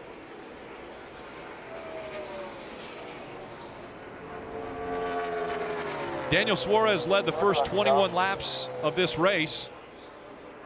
Chase Elliott out front for 14, including the stage win. Kurt Busch led 11 laps already today. Eric Jones was out front for 11. Denny Hamlin led 5 laps here at Pocono through the green flag cycling of pit stops. And again, this right here is to unlap himself. Kurt Busch trying to get back in front of the 4. Well, and the 4 of Kevin Harvick's not just going to pull over and let him go, because that's going to cost the 4 time. He's going to make the 41 go by. He did. As quickly as you said it, he did it. So let me get this straight. He races him. Well, the 41 must have finally put enough pressure on him that the 4 thought it was inevitable. So he gave him the outside getting into 1. I didn't think Kevin Harvick would do that. That's made life much easier for the 41. Another car having a good recovery. You showed early the damage to the nose of the 22 on the initial start of the race. They've put some tape on the upper grille, the lower grille. You look at this Ford, it doesn't quite look stock anymore. They're doing a nice job just in front of Jimmy Johnson making his 600th start. Well, just behind Joey Logano, the 47 of AJ Allmendinger running 19th. We talk about this place being compared to a road course just because they shift. I don't think it drives like a road course, but you got to think that this is an important stretch for AJ here, and more importantly, perhaps Watkins Glen next week for his chance to make the playoffs. Right here, this is one of the best battles we've seen at the Glen. That was back in 2014. You see the fist pump and the excitement out of AJ Allmendinger. Well, he doesn't need to win this week, Dale, but I think a good run, even though it doesn't, equate to Watkins Glen, just the momentum. Run good here at Pocono, going to Watkins Glen, excited to be there. We know AJ's circle in Watkins Glen is a must-win for that team. If they got any shot at sneaking into the playoffs, and he's going to go there with that attitude to make it happen. He's going to run the Xfinity race as well, so this is a great shot. I like this because this is probably the best shot we've ever had to be able to see what's on the dash. What do these guys have on their dashes? Because everybody does their dashes differently. You see, he's got old style gauges on his dash, and some guys do the digital readout, numeral readouts, what have you. See him getting a little loose there, water bottle bouncing around. Downshift into turn 3 here. Some kind of balance he's got. Looks like he's pretty good there. No lateral grip looks good. Didn't have to chase the back any. This is a tough shift here. I've made that mistake a few times and gone into second gear instead of fourth. Braking the motor. Turns the wheel. He's got a lot of wheel in that thing. Some waves here, some bumps through the racetrack right here, trying to get the power down. Chase the back just a little bit up against the fence. I'm asking myself, is that gauge supposed to be red? I mean, I don't know, right? Maybe they keep it red so you can... Just kind of slide through the corner there. Talking about no grip at all. He wants grip on both ends. That's hard to fix. The key to those gauges is just to not look at them. Yeah. I mean, I don't think I ever watched the gauges much driving around the racetrack. If something went wrong, we would have the whole panel flash red or flash yellow, and that would let you know, hey, look down here. And let's see what's going wrong when the whole thing starts flashing. Otherwise, you really don't watch the gauges much going around the racetrack till something's not, something don't sound right or something's not running right. This is always touchy. Yeah. Lap cars coming out, trying to blend. They're trying to, get up to speed, but stay out of the way, and it takes the groove away. There's really not 2 grooves in turn 1 and 2, but make it work there. And this is one of the few racetracks where you don't have to stay below that yellow line, leaving pit road. You hope that guy stays on the yellow line as tight as he can to drift up. Kevin Harvick out front, 2.6 seconds separating the 4 and the 20 of Eric Jones.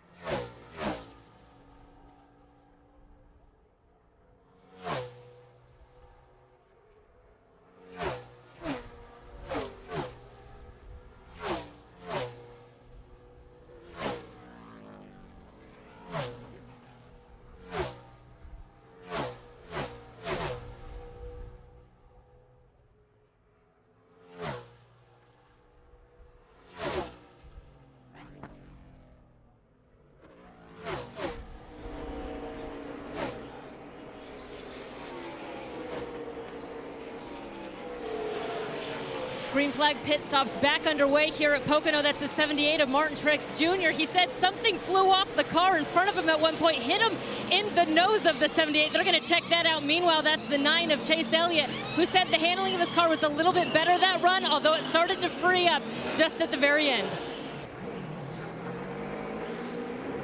A little bit of stumble by the tire carrier there. He looked like he was trying to get something. They talked about brake issues, maybe that debris out of the brake duct.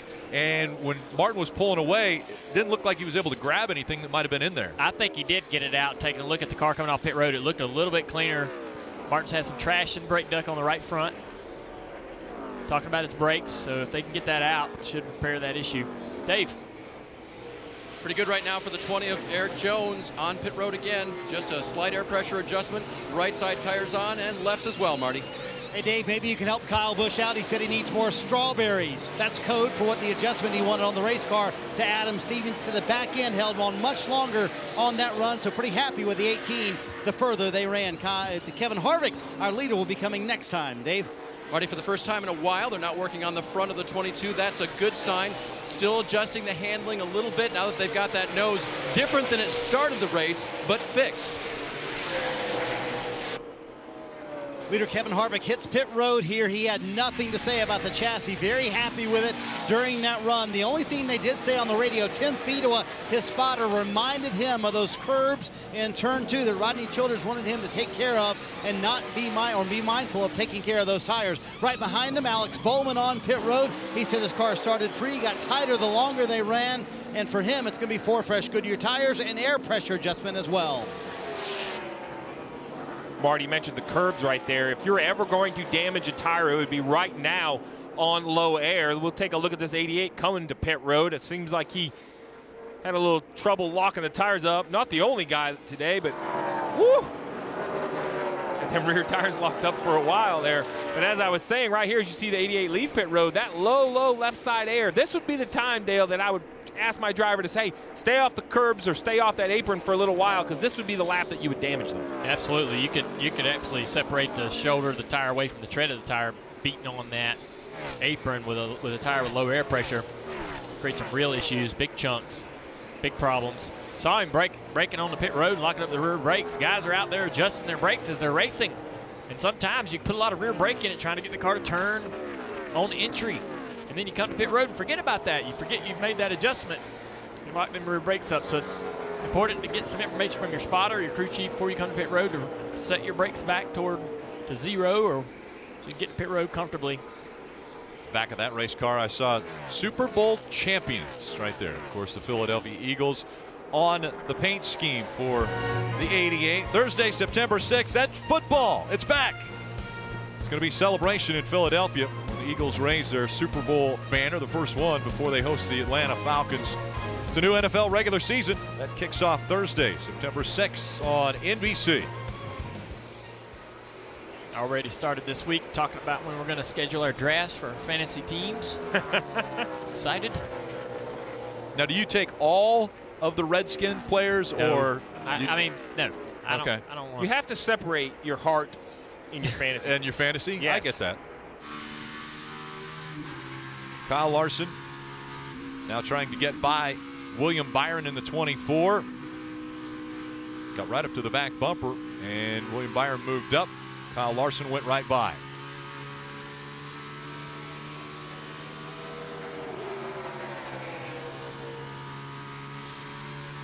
Getting past the 00 of Landon Castle and now trying to close the gap on the 41 of Kurt Busch. We see him jumping that outside line trying to get the draft off the 41. I mean, that's how long that straightaway is. The draft works really, really well down the front straightaway. Trying to get all you can out of the car in front of you is really important to be able to move forward and close that gap. Also helps you set up for the corner, gets your entry into the corner. So it does everything. Helps you aerodynamically, helps your entry. He's using that apron. We talk about Kevin Harvick, how he's been so much better, but these guys are still racing themselves. They don't even have Kevin Harvick in their mind right now. They're racing each other exceptionally hard. Good race right here. That entry, he entered into turn 3 high, running a higher line, and that's our guy, Carl Larson. He's going to find a second, third groove at Pocono. He's going to be the guy to find it. There is a little bit of a second groove or a third groove or higher groove in turn 3. Look at him here. Look at his arc. Higher in both corners. He's not going to run in the tracks of that 41. That's where the dirty area is. He's going to try to pass him on the outside. He is. He's going to go where the dirty area isn't. Try to keep that air on his car. Clean air on his car. He's going to make that pass. Remember, he's got newer tires than Kurt. Kurt pitted much earlier.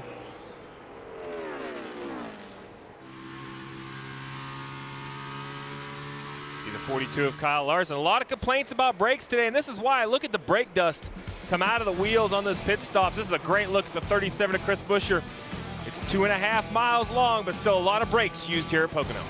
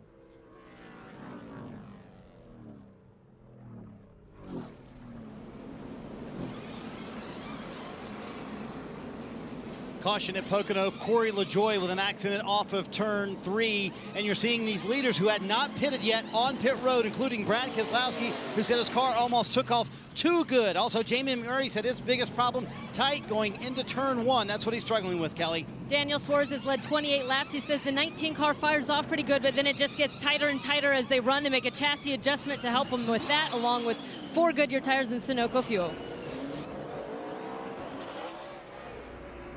And the race off pit road. Those are the drivers that had not come to pit road yet. They were top 5, and a couple others took advantage of that opportunity. The reason for the caution, Corey LaJoie, you see him already. The back of the car was into the wall, then having to ride at turn 3. Only the second caution of the day here at Pocono.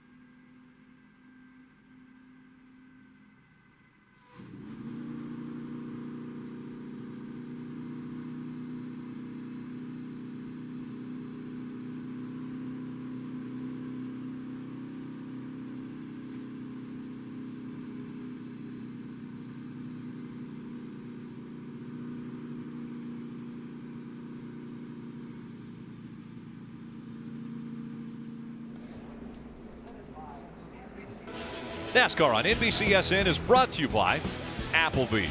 All you can eat riblets and chicken tenders, just $12.99. Credit One Bank, the credit card perfect for everyday purchases. Goodyear, the official tire of NASCAR. And by Gander Outdoors, warehouse pricing on everything outdoors, including RVs. Junior, 15 to go, stage 2. You know what this caution helped me do? Set your lineup. Oh, it reminded me, if I'm going to make a change, go to the garage. I have Kevin Harvick in my garage, so I might be making that change. But if you're playing NASCAR Fantasy Line, now is the time. 15 laps to go in stage 2 here at Pocono. Go to your lineup, make a change. If your garage guy is doing better, you need to put him in. I'm getting ready to do that right now. And if you guys came to pit road, let's get an update. We go to Marty. Rick, you know, the most earth-shattering thing about all that is that Steve had Kevin Harvick in his garage. You better put him in the lineup, Stevie. And another guy to watch out for Kyle Busch, who said his car was much better at the end of that run. He's running 4th, Dave. Marty, Kurt Busch is going to come back down pit road right now. They're going to get the lug nuts tightened on the car. They can actually see data when the gun may not give the proper RPMs to put the lug nuts on tight. So they came down just in case to make sure it was okay, Cal. Chase Elliott won a stage last week at New Hampshire. He won stage 1 here in Pocono, but this is a team desperate for a win. He's restarting here on the front row. We'll see if he can keep pace with that very quick 4 car of Kevin Harvick. We mentioned Kevin Harvick. Let's listen into his radio. Just FYI, everybody's in the same boat that's already pitted, but there's only 2 sets of stickers left and 1 set of scuffs. So you got your qualifiers and 2 sets of stickers. So at the stage end, you'll put 1 set on. That leaves you 1 set of stickers in the middle of the last stage. So basically, that's Rodney Childers updating Kevin Harvick on what the tire situation is. 74 laps to go. That's going to make it difficult for these crew chiefs figuring out a way to beat the 4 car, right? I mean, because Dale, you just can't come and put a set of tires on you don't have. Everybody's going to have to stop probably at least a couple times for fuel. Kind of ties your hands a little bit on. Yeah, there's just enough tires to finish the race, really. There's not a way for guys to get an advantage with getting a set of tires on late, because it's going to take about all the tires you have to finish the race. And I think also interesting, they said he had a set of scuffs. You really don't want to put scuffs on. They're not as good as stickers, but you might slide a set of scuffs on now at the next stop so you have them at the end of the race. That's a decision teams are going to have to make. If you're going to use them, I like using them early.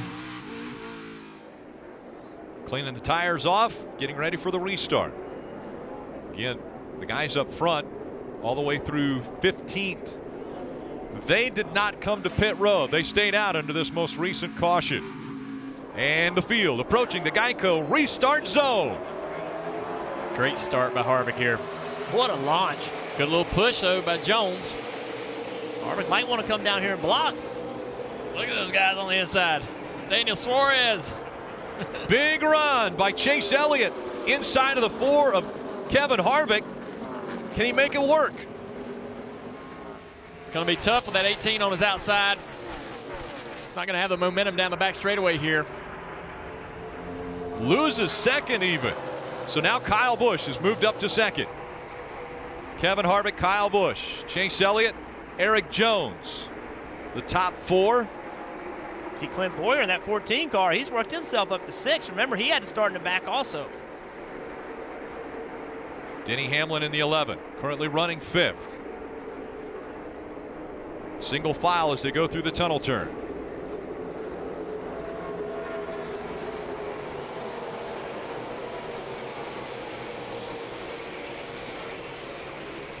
As you see up at the top of the screen, guys continue to fan out. Remember those guys that hadn't pitted yet, they were forced to come to pit road under this yellow. Take tires. Whoa, big slide on the 42. Oh, there's going to be contact with the 3. He's still sliding, still trying to get the power down. He can't get the power down with Austin Dillon on his bumper. And that let Jimmy Johnson get on the inside of Austin. These guys fighting right now for a top 11 spot. And they're racing hard because behind them you have Jamie McMurray, the blue car, about 4 or 5 back. There it is, black and blue, right behind Austin Dillon. He's on fresh tires. He's trying to use those tires, much like Daniel Suarez, who are on board with now. And remember, early in the race, he had that penalty. He's worked himself back. He was a lap down. He got his lap back. Now he's in 14th spot.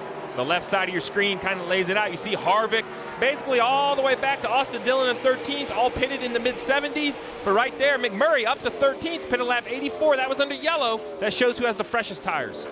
He saw Suarez coming on that inside lane, turned left, blocked him. Going to see more and more of that as this race winds on. Great racing back here. Brad Keselowski in the 2 was out of line. Oh, Picked up William Byron. Got to that left rear quarter panel, Rick. Slowed that 22 down. Took the spot going into the tunnel turn. See William Byron right on the back of the 22 through the tunnel, trying to take advantage of it. That slowed William down. Here comes Kurt Busch. He goes to the inside of the 24. That happens so much here in the tunnel turn. Racing in front of you gets stacked up. You really nothing you can do about it. The guy behind you gets momentum and clears you. That outside in 3 is working pretty well, so Williams able to hold that position. Got a little replay of some contact earlier with Kyle Larson. So we see him get loose. 3 does a nice job of not spinning him out. Still a little contact. Well, this will be a good view.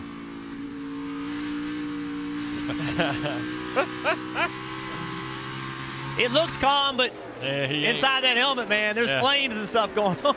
It's so maddening when you can't get going like you need to, and the guy behind you's got his front bumper and your back bumper.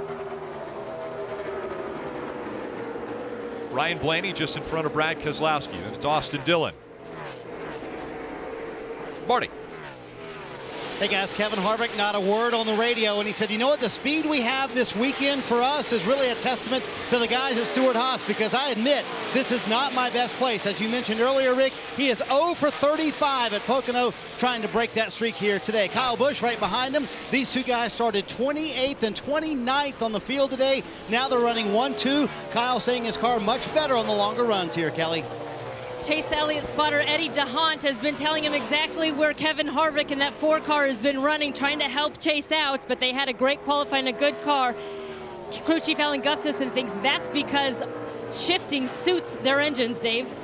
And Kelly, for some of those starts that head down into turn 1 with 5 wide, Eric Jones told me, I don't have an extra spotter down there. I use the air. I said, what do you mean? He said, my eyes don't work that great down there. My spotter can't see down there. And I don't use my ears, but I can use the air I feel to tell if I'm clear, Marty.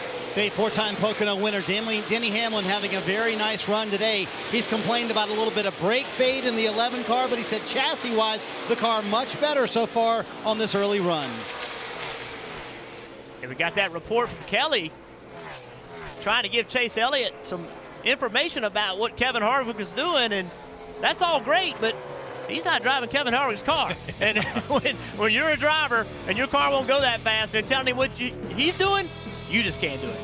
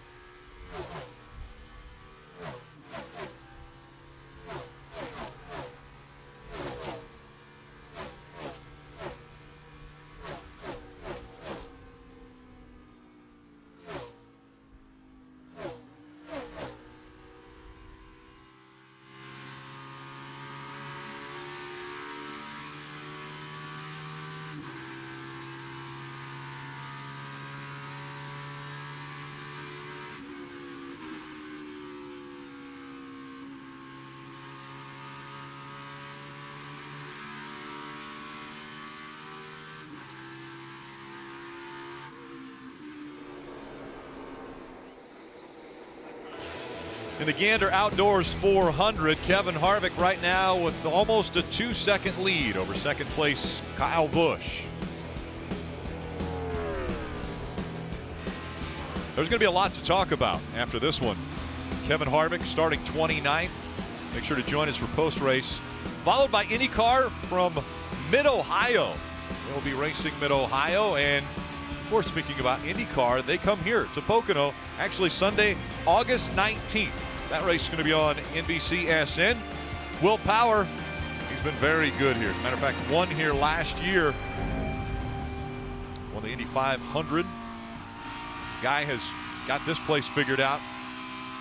Well, Jeff, you just asked me, hey, you think the 20 of Eric Jones is going to do this again? That's the question, right? As we come to the end of this second stage, which one of these cars inside the top 10 might try to jump to pit road before the end of the stage? And it looks to me like here they come, Marty, a whole line of cars. Yeah, the Gibbs car's coming down pit road. Kyle Busch and Denny Hamlin going to pit right here. Kyle, very few complaints about the car. He pits from second place for fresh Goodyear tires. The call from Adam Stevens. Also for Denny Hamlin, his teammate right in front of him, going to be 4 Goodyear tires as well. Denny say he's struggling with a car tight on exit of turn 3, Dave. Denny's teammate Eric Jones does the strategy again, Steve. And by the way, 4 fresh Goodyear tires, a Phillips Sunoco fuel, adjustments on a car that was loose, Kelly. The 78 of Martin Truex Jr. employed this same strategy in stage 1. They're doing it again here in stage 2. They checked out the nose for any damage from debris, said it looks okay. The 19 of Daniel Suarez also making his pit stop. Again, the rule with stage racing is they will close pit road 2 laps to go. As soon as the race leader crosses the start-finish line with 2 laps to go, they close pit road. That's why we saw everyone diving in with 3 to go. Well, and so now if you're the 4 of Kevin Harvick, you see this 78, you were hoping to put him a lap down. Look how close the 78 was to going a lap down. That's the risk of that strategy, Junior. I love the plan. It gets me excited when I see guys try to do things to gain an advantage. I was going to say, man, you're jumping around in this booth. I know the 2 races we won here, you used the strategy to put ourselves in position to win. So I want to ask you who you think's got the best strategy right now. Well, right now I thought, well, Kevin Harvick looked good, but we didn't see 1 or 2 cars. What was there? I think 6 cars that hit pit road. So Harvick's going to instantly lose some track position under this next break. That's going to be tough for the 4 to decide. And Steve, talking with Mike Wheeler real quick, you know, they say, hey, how are we going to beat the 4 car? We've got to do something different than what they're doing. So that's why they took the advantage of coming down pit road. They won't pit at the end of the stage here. Everybody will have to pit in this final stage one more time. I'm telling you, if I'm Rodney Childers in the 4 car, it's a big gamble, but I would perhaps consider staying out at the end of this stage. So I wonder if Rodney Childers had in his head that if he did that same strategy, everybody else would have done something different. Yeah. He's so much better than the field. So if it's easy to say the 4 car should have pitted right then and played the same strategy, but then maybe everybody else stays out. And then when the next stage starts, they have a little bit fresher tires. But you know, that's when you got the fastest car, man. People are not going to follow you. They're going to do something different. As well as they shouldn't. Good for them. We've seen it time and time again, week after week. And checkered flag will fly once again for Kevin Harvick. He wins stage number 2. 10th stage win already. And now the 33rd playoff point for Kevin Harvick. Part of the Big 3 and the leader of the Big 3. 6 wins already in 2018. And still trying to check off the list, Pocono as a win. He has never won at this racetrack. The domination by 3 drivers, 15 wins between the 3 of them. And it has been all Harvick today, even starting 29th.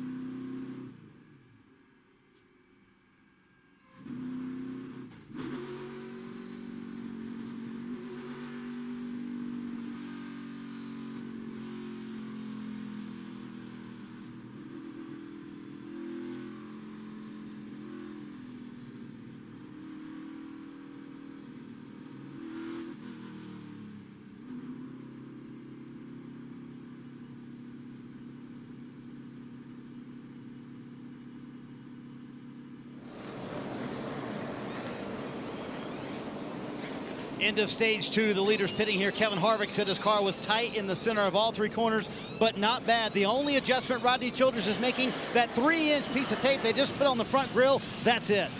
Kelly? Clint Boyer pits from the 3rd position. He's been really happy with his 14 car. They're not calling for any changes, just 4 tires and fuel. Then you've got the 9 of Chase Elliott. He said his car is kind of leveled off balance-wise. He's decent getting into the turns. Feels really good through turns 1 and 2. 4 tires and fuel. Casey Kane, 2-tire stop. They're trying anything on pit road as we see the race off of pit road. Most folks taking 4 tires, but there were a select few that decided to stay out under this most recent caution. The winner of stage 1, Chase Elliott. The winner of stage 2, Kevin Harvick. Who's going to win the race? Can anyone hold Kevin Harvick down today?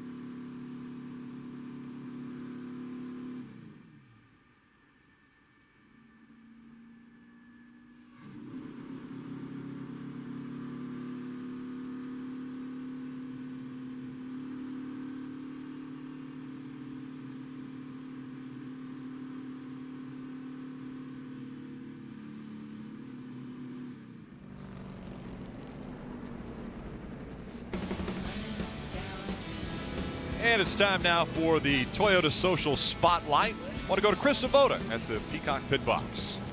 That's right. Our question was, who of the Toyota drivers would you like to take a selfie with? Daniel Suarez did a selfie session here at Pocono Raceway, and you guys responded. Mason said, hard not to go with Kyle Busch. After all, my family named our dog after him, Rowdy. That's a good one. Denise says, I'm going to go with Martin Truex and his girlfriend Sherry Pollock. They're my favorite power couple. Good choice. And Shining Smiley 1 says, Denny Hamlin and I won't bring lobsters. Maybe. I'm going to take a selfie down here with my crew at the Peacock Pit Box. So that's what we're going to do down here while you guys get ready for stage 3. Are we actually in that? Were we in that because we were somewhat on camera? That's a stretch. Okay. I don't think she wanted us in it. That's a good point. Absolutely would have ruined the selfie. Rick, you mentioned guys staying on the racetrack. That 24 of William Byron, he had pitted at lap 84.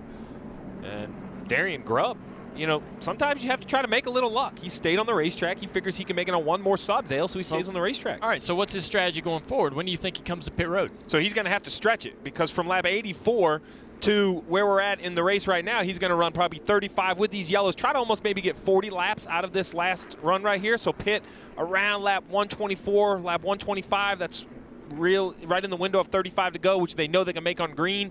So it's an aggressive call, but I like their planning. The big question for them is going to be the restart. You and I have had this situation, right? When you work this strategy, you have to get a good restart. You have to use that clean air. If you have a bad start, you fall back instantly. It kind of kills the strategy. Right. Plus, with the older tires, if you get behind 2, 3, 4 cars with those older tires, all those guys behind you with new tires are just going to overtake you so quickly. You're just going to drop like a rock. So then that strategy is just ruined. I think he thought other guys, Burton might have done that strategy with him. Yeah, so how do you beat Kevin Harvick on a day where he has the field covered? You do something different. So right now, we're getting ready to drop the green flag on the 3rd and final stage. He's starting 9th. I mean, he's had the fastest car, drove it from the back, won stage 2, and he's going to restart 9th. And we've seen him drive through the field, but we've also seen him not be that easy at times, catching good cars having a little bit of trouble passing because of the aerodynamic deficiency behind cars. And every car in front of him now is a quality car. He's not going to be able to fly up through there like he did at the start of the race. All right, before the green flag comes out on the final stage, let's go back to pit road for some updates. Marty. Well, Rick, the something different that the Joe Gibbs Racing cars did was they pitted before second stage ended, and they're able now to be second through fifth. Denny Hamlin hasn't won at Pocono in 8 years. He would love to change that today. Car's been pretty good for Hamlin. Can he get enough on this restart to get him out front, Dave? And Marty, Eric Jones is trying to pick up where he left off yesterday. What did he do yesterday? Almost beat the best truck on the track. Racing the truck, racing an emergency call. Couldn't quite get by Kyle Busch. Maybe he can get by Kevin Harvick and everybody else today. Kelly? But it was their teammate Daniel Suarez in that 19 car that started this race from pole. He has led 28 laps. He came into this race 94 points below the cut line, trying to make up some ground there, but the cure-all to get into the playoffs, of course, would be a win. He restarts third. And it all comes down to this. 55 laps to go in the race. You have people on different strategies. William Byron, he's going to have to come to pit road a little bit earlier than Kyle Busch, Daniel Suarez, Eric Jones, Denny Hamlin, Eric Almirola, Martin Truex Jr., all on a different strategy than everyone who came to pit road under this last caution at the end of stage 2. Up front, Byron, Kyle Busch. Green flag flying once again. Byron gets in the throttle, but Kyle Busch matches him on the restart.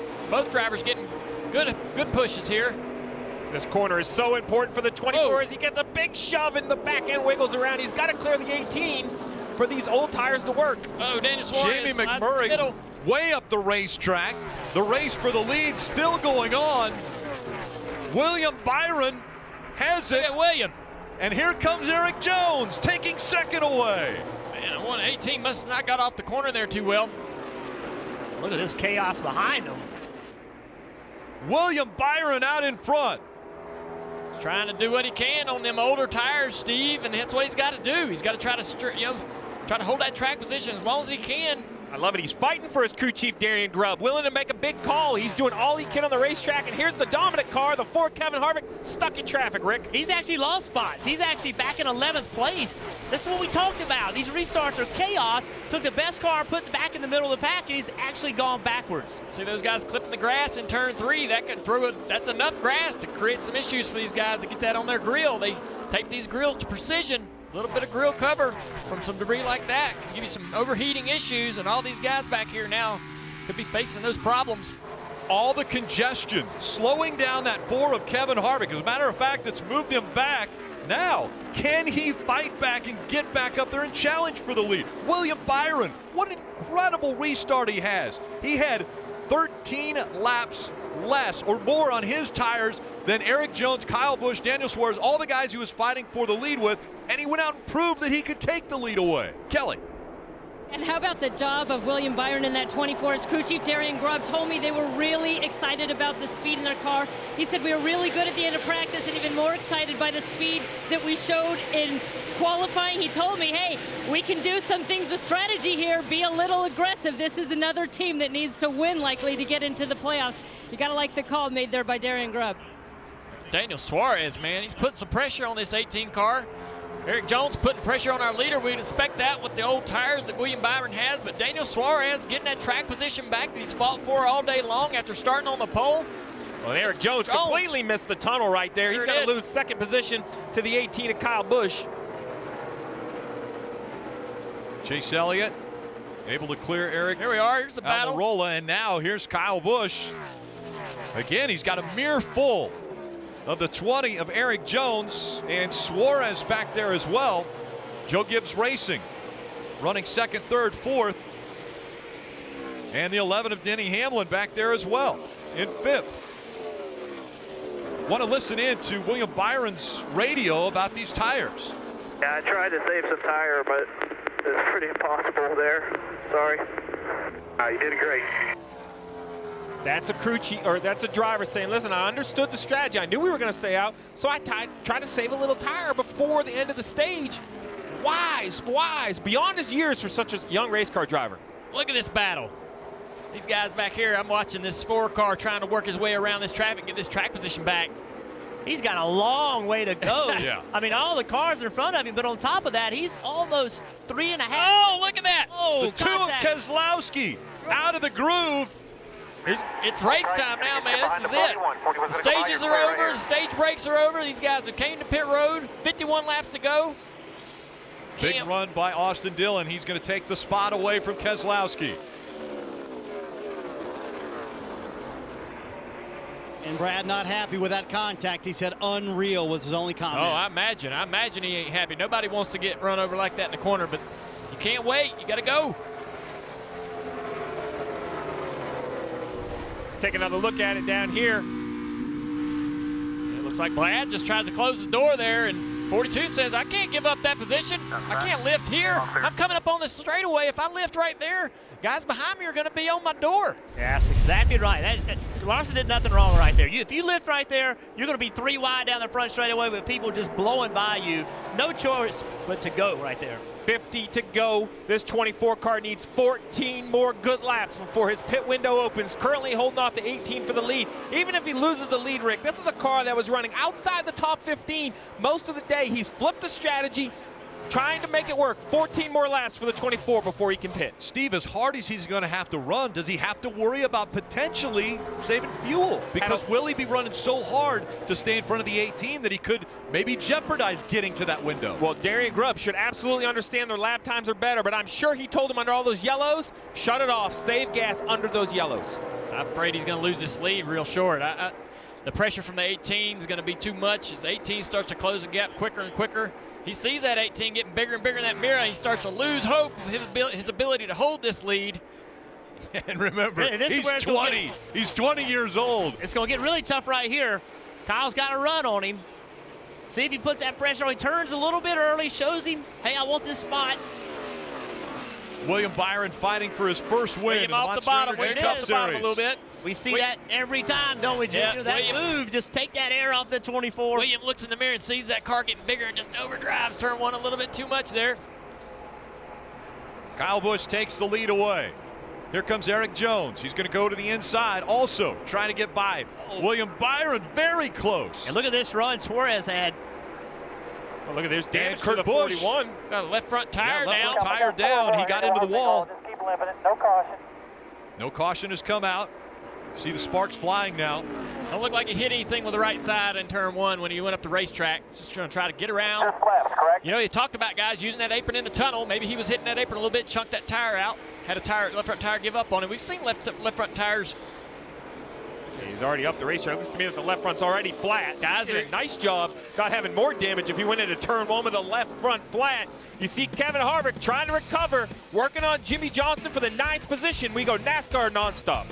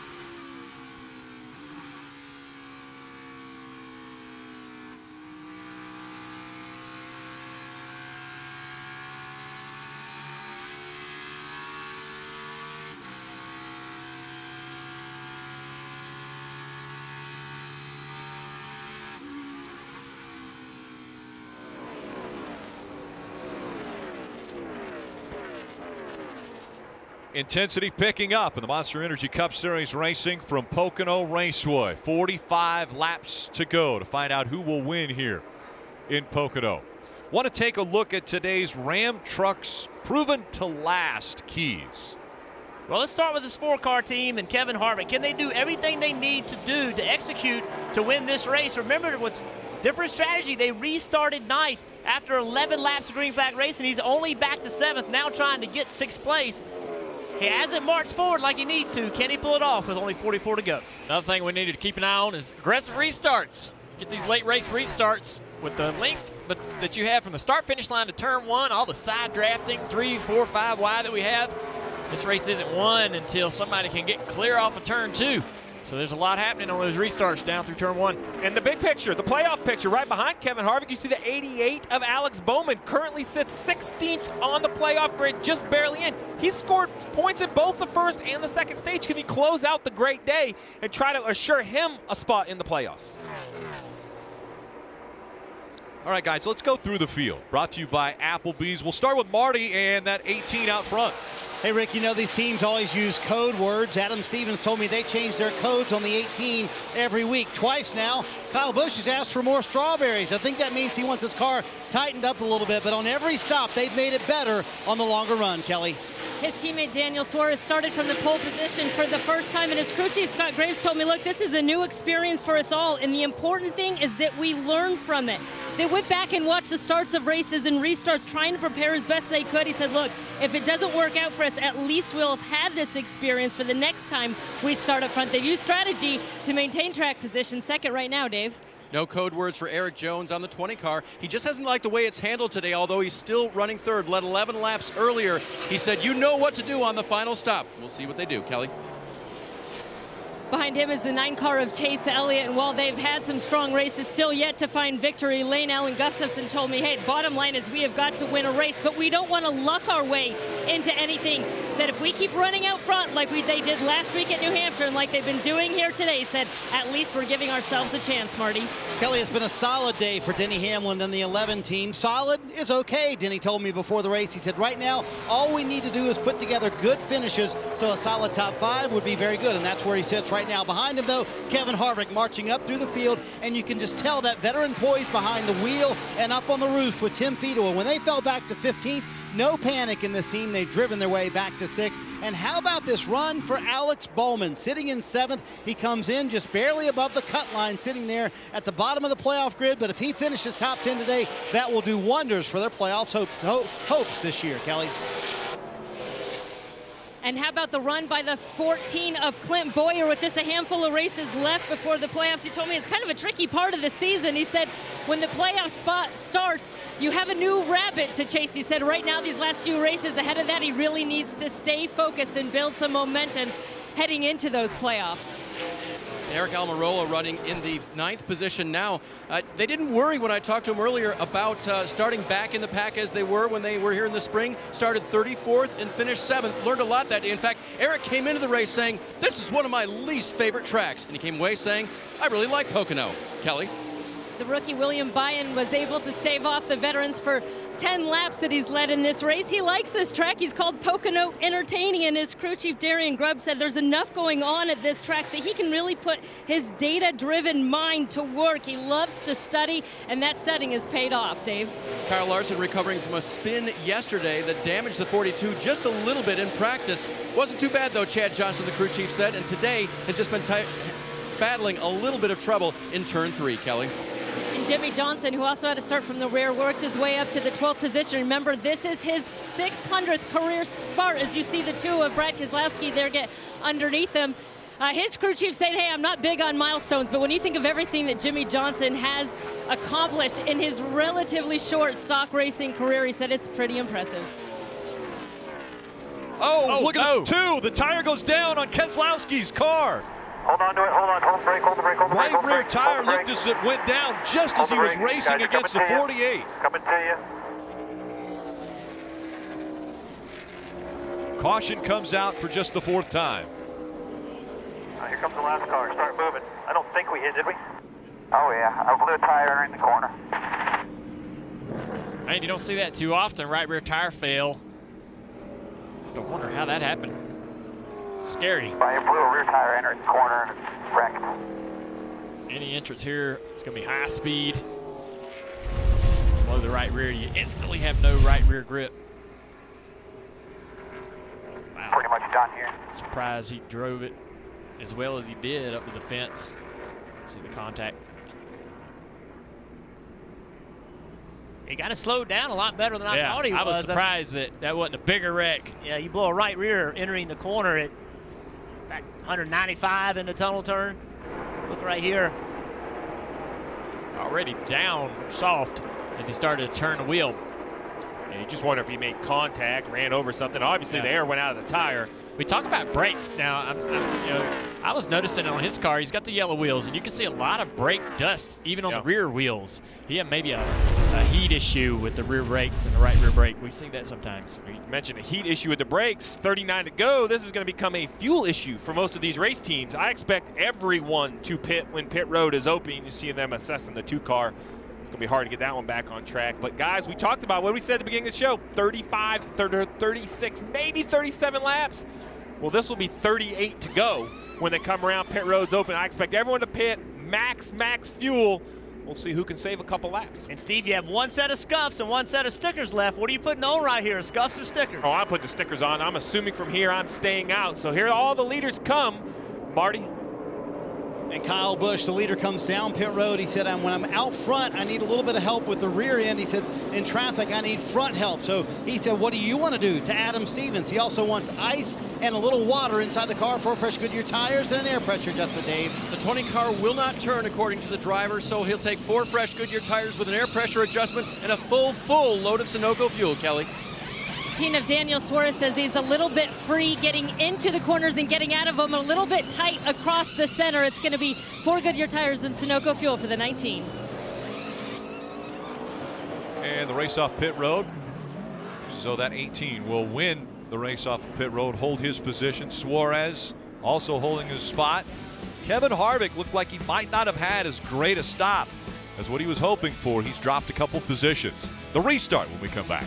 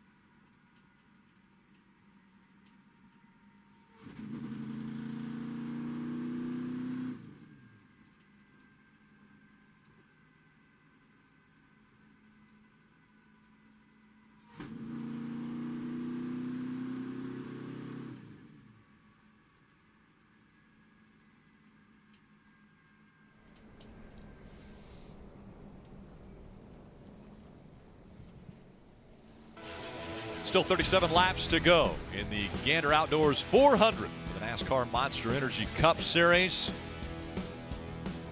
And we're looking forward to next week as well. Watkins Glen, guess what? Broadcasters in different parts of the track. A little bit of a radio style broadcast for next week's Watkins Glen broadcast. That one at 3 Eastern. I know, Jeff, you were a part of that. It's awesome going out on the racetrack. Junior, you're going to have a good time, man. I know. Go out there with the fans, stand out there, see them having a good time. It kind of makes you want to get in there with them. I'm going to be in the inner loop. That should be fun. I would ask you what corner you're going to be in, Jeff, but we'll never get the number right. The next to last one. The next to last one. We are going to be talking about Watkins Glen all week long. We look forward to that. NASCAR America, 5 o'clock.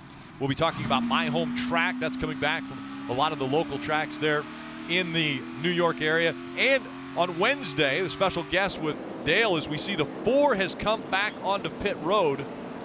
Rick, they had contact on pit road with their teammate Eric Almirola as he was pulling out. He hit Kevin Harvick in the left rear, and you can see that damage on the left rear. That's like a parachute, Steve, so they're going to have to fix that. The brace is broken there. They did have Kurt Busch, their teammate, pull up beside him. He said, I don't think the left rear will rub, but Rodney Childers said, it's not worth the risk to me. I want to make sure we had this correct. So the fastest car all day long, Kevin Harvick, came from 29th to the lead. He's going to go to the back of the pack, and they hope they will not have a left rear tire rub, Dave. Marty, Eric Almirola gives up 11th position to work on that right front that tagged the left rear of the 4. The only, gosh, is there any bright side to this? They get to top off the fuel, possibly an extra lap? I don't think there's much good coming from this, unfortunately. You can say that's a bright, barely a bright side. You're trying, though, Dave. I'm looking for the silver lining, doggone it. Marty. Well, they wanted to make sure they took their time. Rodney Childers told the guy, in fact, Kevin shut the car off at one point to save fuel here on pit road because it is very tight to make it to the end of the race here. He said, let's make sure it's correct, and that's the benefit of these long caution laps here at Pocono. You have time to make sure the car is correct. Now, can the fastest car come back through the field again with 36 to go? That may be a different story. So the problem started when Kevin Harvick launched off. The 88 was on the outside of him. The 4 car did not have a good pit stop. Now they're 3 wide. The 10 trying to come out onto the pits right here. There's nowhere Kevin can go because Alex Bowman's there. That all started because the 4 did not have a good pit stop. He should have been in front of the 88 when he launched. Jeff, he could have been a pit stall 1. Yes, he could have. If they would have passed inspection after qualifying, he'd have been in the first pit stall, would have had to clean out. Remember, he had the fastest lap at qualifying. Coming back to the green flag. And up front, Kyle Busch, Daniel Suarez. Busch on the outside, Suarez on the inside.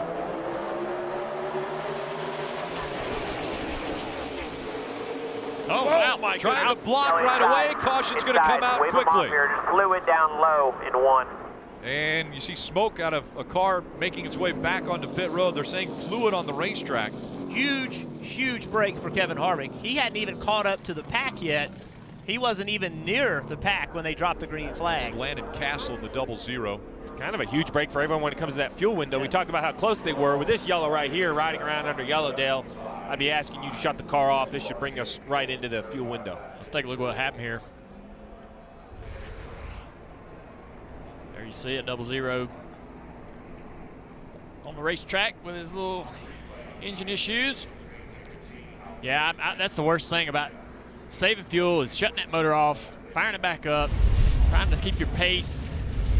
If you don't keep pace, drivers are trying to pass you and trying to take your position, and crew chief's yelling at you. Save fuel, save fuel, save fuel. Golly, man.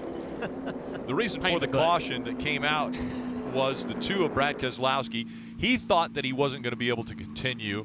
They came onto pit road. They tried to do as much as they could to it, but we just were able to witness the 2 making the hard left turn into the garage area. So it looks like Brad Keselowski's day will be done. So as we ride on board with Kevin Harvick, Jeff, you mentioned that he wasn't even caught up to the field, so that was a big break for Kevin Harvick. The other opportunity this is going to provide is if he doesn't pit too many times, which it looks like he's probably going to stay on the racetrack, he'll be able to line up with the lead lap cars. So he'll be able to pull in front of all of the lap down cars the way NASCAR lines you up. That might sound silly, but yeah, I mean, that's 8 or 10 cars you won't have to pass. Yeah, but he want to come back down and try to straighten that quarter panel out a little more, because you know how important the bodies are on these cars to downforce, and also the crush panel being unsealed or anything like that to create some issues with that, downforce for that car. He stayed out, so I guess they must feel they already have it, because I'm with you. And that's what Kevin's asking right now. He wants to make sure they get their spot back, as he's saying, because he's anticipating some wave rounds here, too. He doesn't want to start behind all those cars, too. Yeah, so I thought he would pit that first time. I was wrong. The pits were closed, so this next time around, we'll see if he chooses to pit or not. But you're right, Marty. Now it's about understanding the rules. I mean, there are complicated rules as far as how you line up.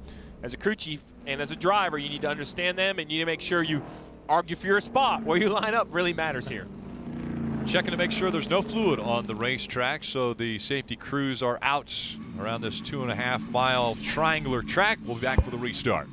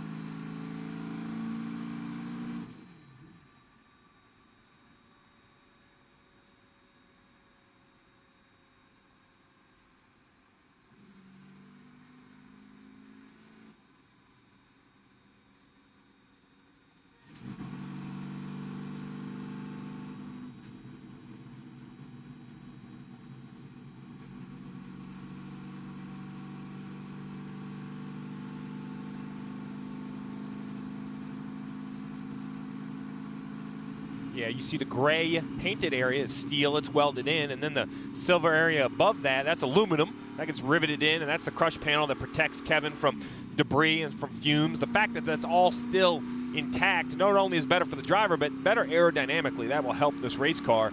Now I think it's just a question of laps, Rick. With 33 to go, I know Kevin Harvick has been a great race car, but there's a lot of cars in the lead lap. He's going to line up really close to 30th, 29th perhath. He's going to need a yellow. He's going to need a timely yellow, I think. History repeats itself. He was started 29th, and he made it all the way up to 4th. Yeah, but he had more laps and a green flag pit stop, and no one's going to pit this time. So I think it's going to be less of an opportunity to make time. I'm not saying he can't do it, but it's going to be, how about this? It's going to be exciting to watch whether he makes it or not. Yes, it so is. I'm going to be pumped. I know something that's going to be exciting to watch, and that's this restart, and it's because of all this speedy dry they're putting down in the bottom groove, the preferred line in turn 1. So if you're the control car on this restart, you're obviously not going to want to take the inside because of this issue.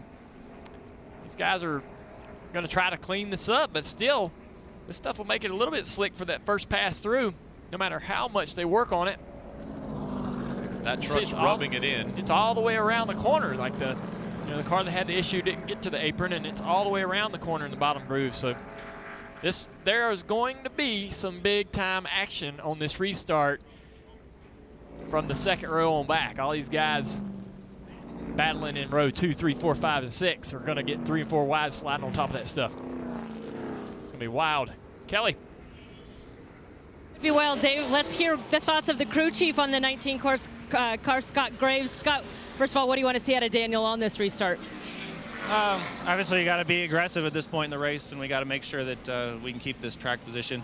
I know it's going to be a little iffy with all the speedy dry AC getting put down there in turn 1, so I know that's not a great feeling, but he's done a great job on restarts today, and I know he'll come through for us. Just how close is the fuel situation?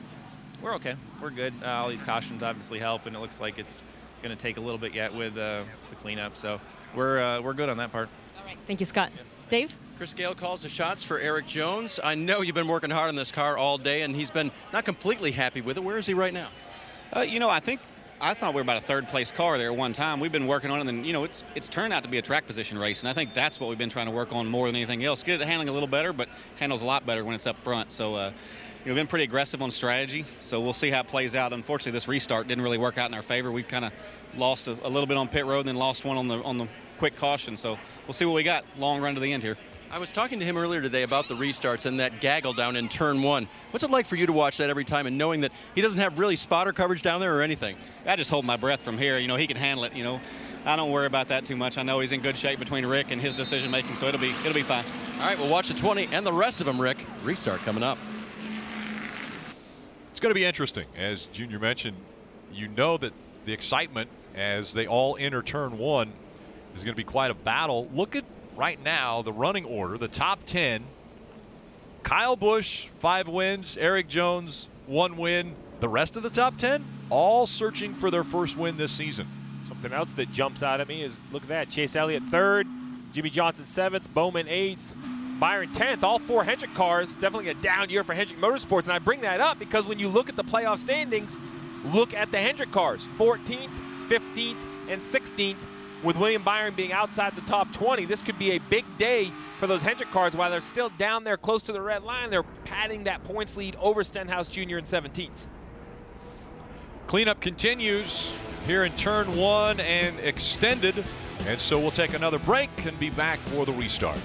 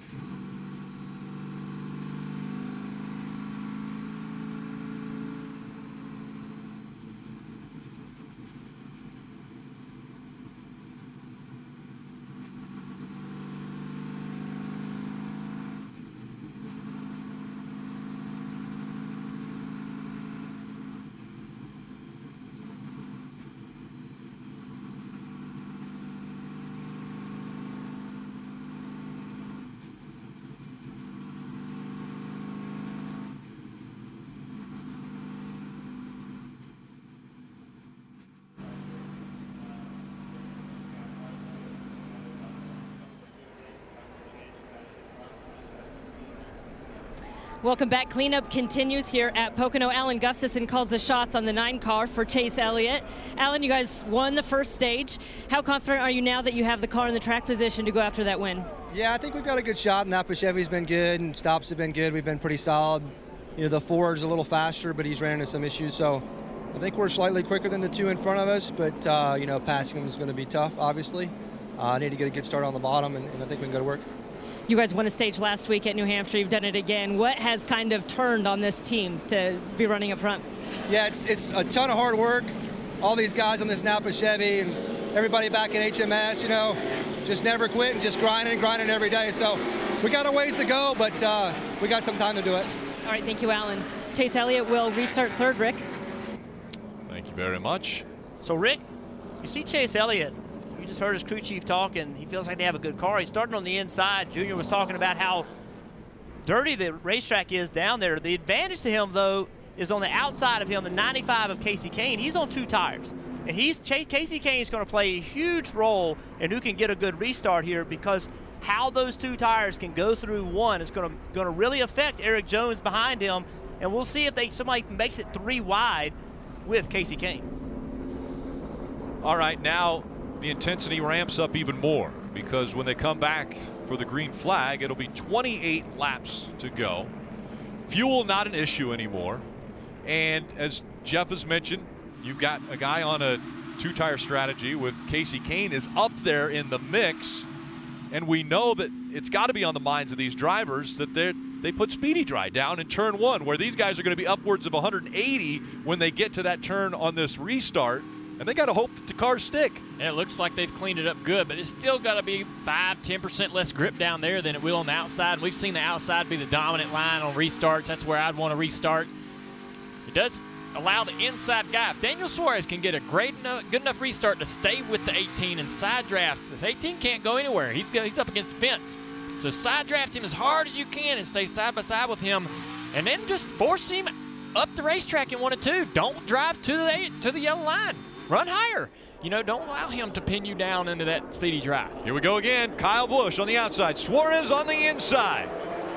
28 laps to go. Kyle Busch gets a good jump here.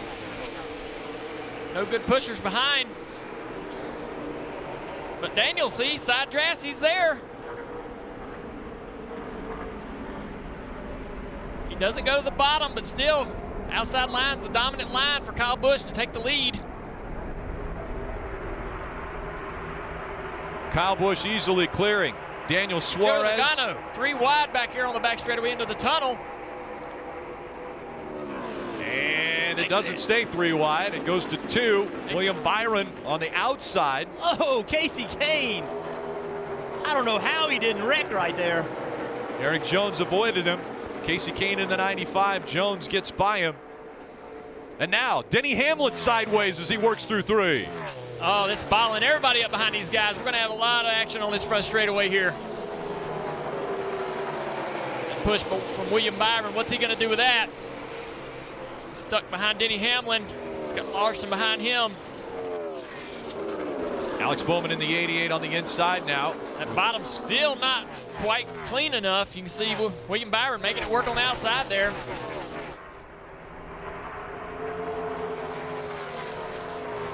The gap between 4th and 5th right now. Eric Jones and Casey Kane a second. Casey Kane holding up the crowd. Oh, look out. Joey Logano's loose on the inside of Larson there. See the 22 of Logano. Almost a crash there. Blaney behind him. 3 wide now. Yeah, Clint Boyer in the 14 was on the inside. Truex had all kinds of problems through the tunnel as well.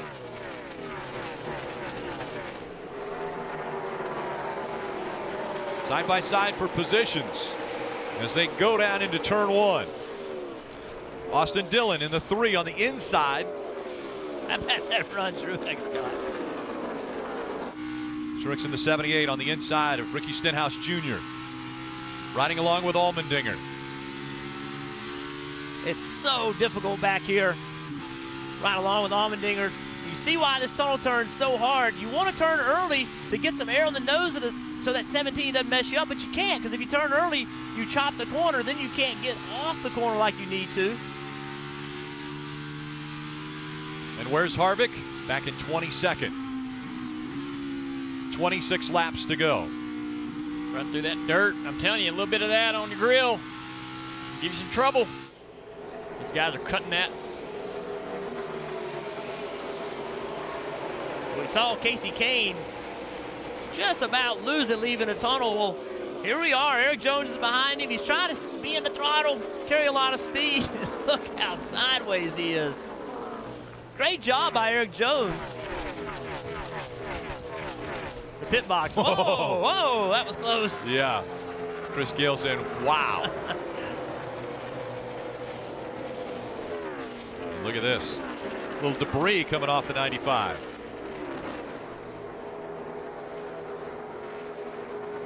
Marty. Rick, Kevin Harvick has gained 9 spots right now, and meanwhile his teammate Clint Boyer just in front of him has gained 10 spots since the restart. You know, it's funny, Kevin said one of his biggest issues here in June was traffic early after a restart. We see that happening right now, but starting to make some progress back towards the front. He's about to go around Martin Truex Jr. Harvick up to the 18th spot, trying to get 17th right here. He's making good ground, but with 24 to go and the leaders out there 5, 6, 7 seconds in front of him. I think the 4 of Kevin Harvick's going to need a yellow to have any chance of reeling in Kyle Busch, Daniel Suarez, and Chase Elliott, the front 3 cars. It's actually 9 seconds now, the gap back to Harvick. So extended even more. Not only the laps, but that time, that distance between somebody running in clean air, Kyle Busch out there, and Harvick, who is back there in dirty air and congestion. Yeah, and he probably need a series of cautions, really. I mean, he's been so fast, but it's just not that easy. It's just hard to pass, and these restarts are difficult. Just not going to go from as far back as he was. There's no way. How about Suarez and Chase Elliott? Their chances up there, running 2nd and 3rd right now. A great opportunity for them. Well, Rick, they've done a really nice job keeping Kyle Busch in check. Daniel Suarez only 0.6 of a second behind Chase Elliott, 1.5 seconds, and basically matching Kyle Busch's lap time so far. I was real impressed with Suarez to be able to. Oh, sideways again. That time it's Blaney. That's a big moment. Not real sure how that wasn't one of those cautions that Harvick was looking for. We've had about 4 yellows that haven't come out, is what it looks like. 4 wrecks that didn't happen. That shows you how hard these guys are driving, though, and how difficult these cars are to drive. And how hard they're pushing it. You know, with 23 laps to go, every position matters, every point matters, and that's why these guys are fighting so hard right now. Harvick continuing to move up. He's running 15th, but he's 11 seconds behind race leader Kyle Busch. And he's got to worry about this, the 12. Blaney sideways on the racetrack as we go nonstop.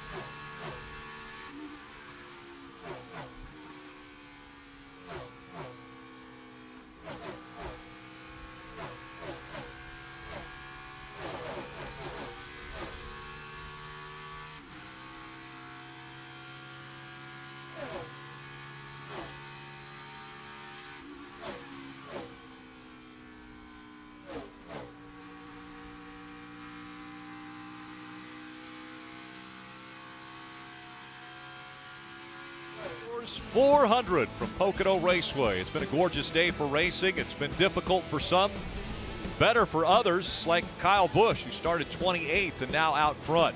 Again, we'll talk about all of this during the post-race. That's right after the race, followed by IndyCar. They're racing from Mid-Ohio. Make sure to stay tuned for that.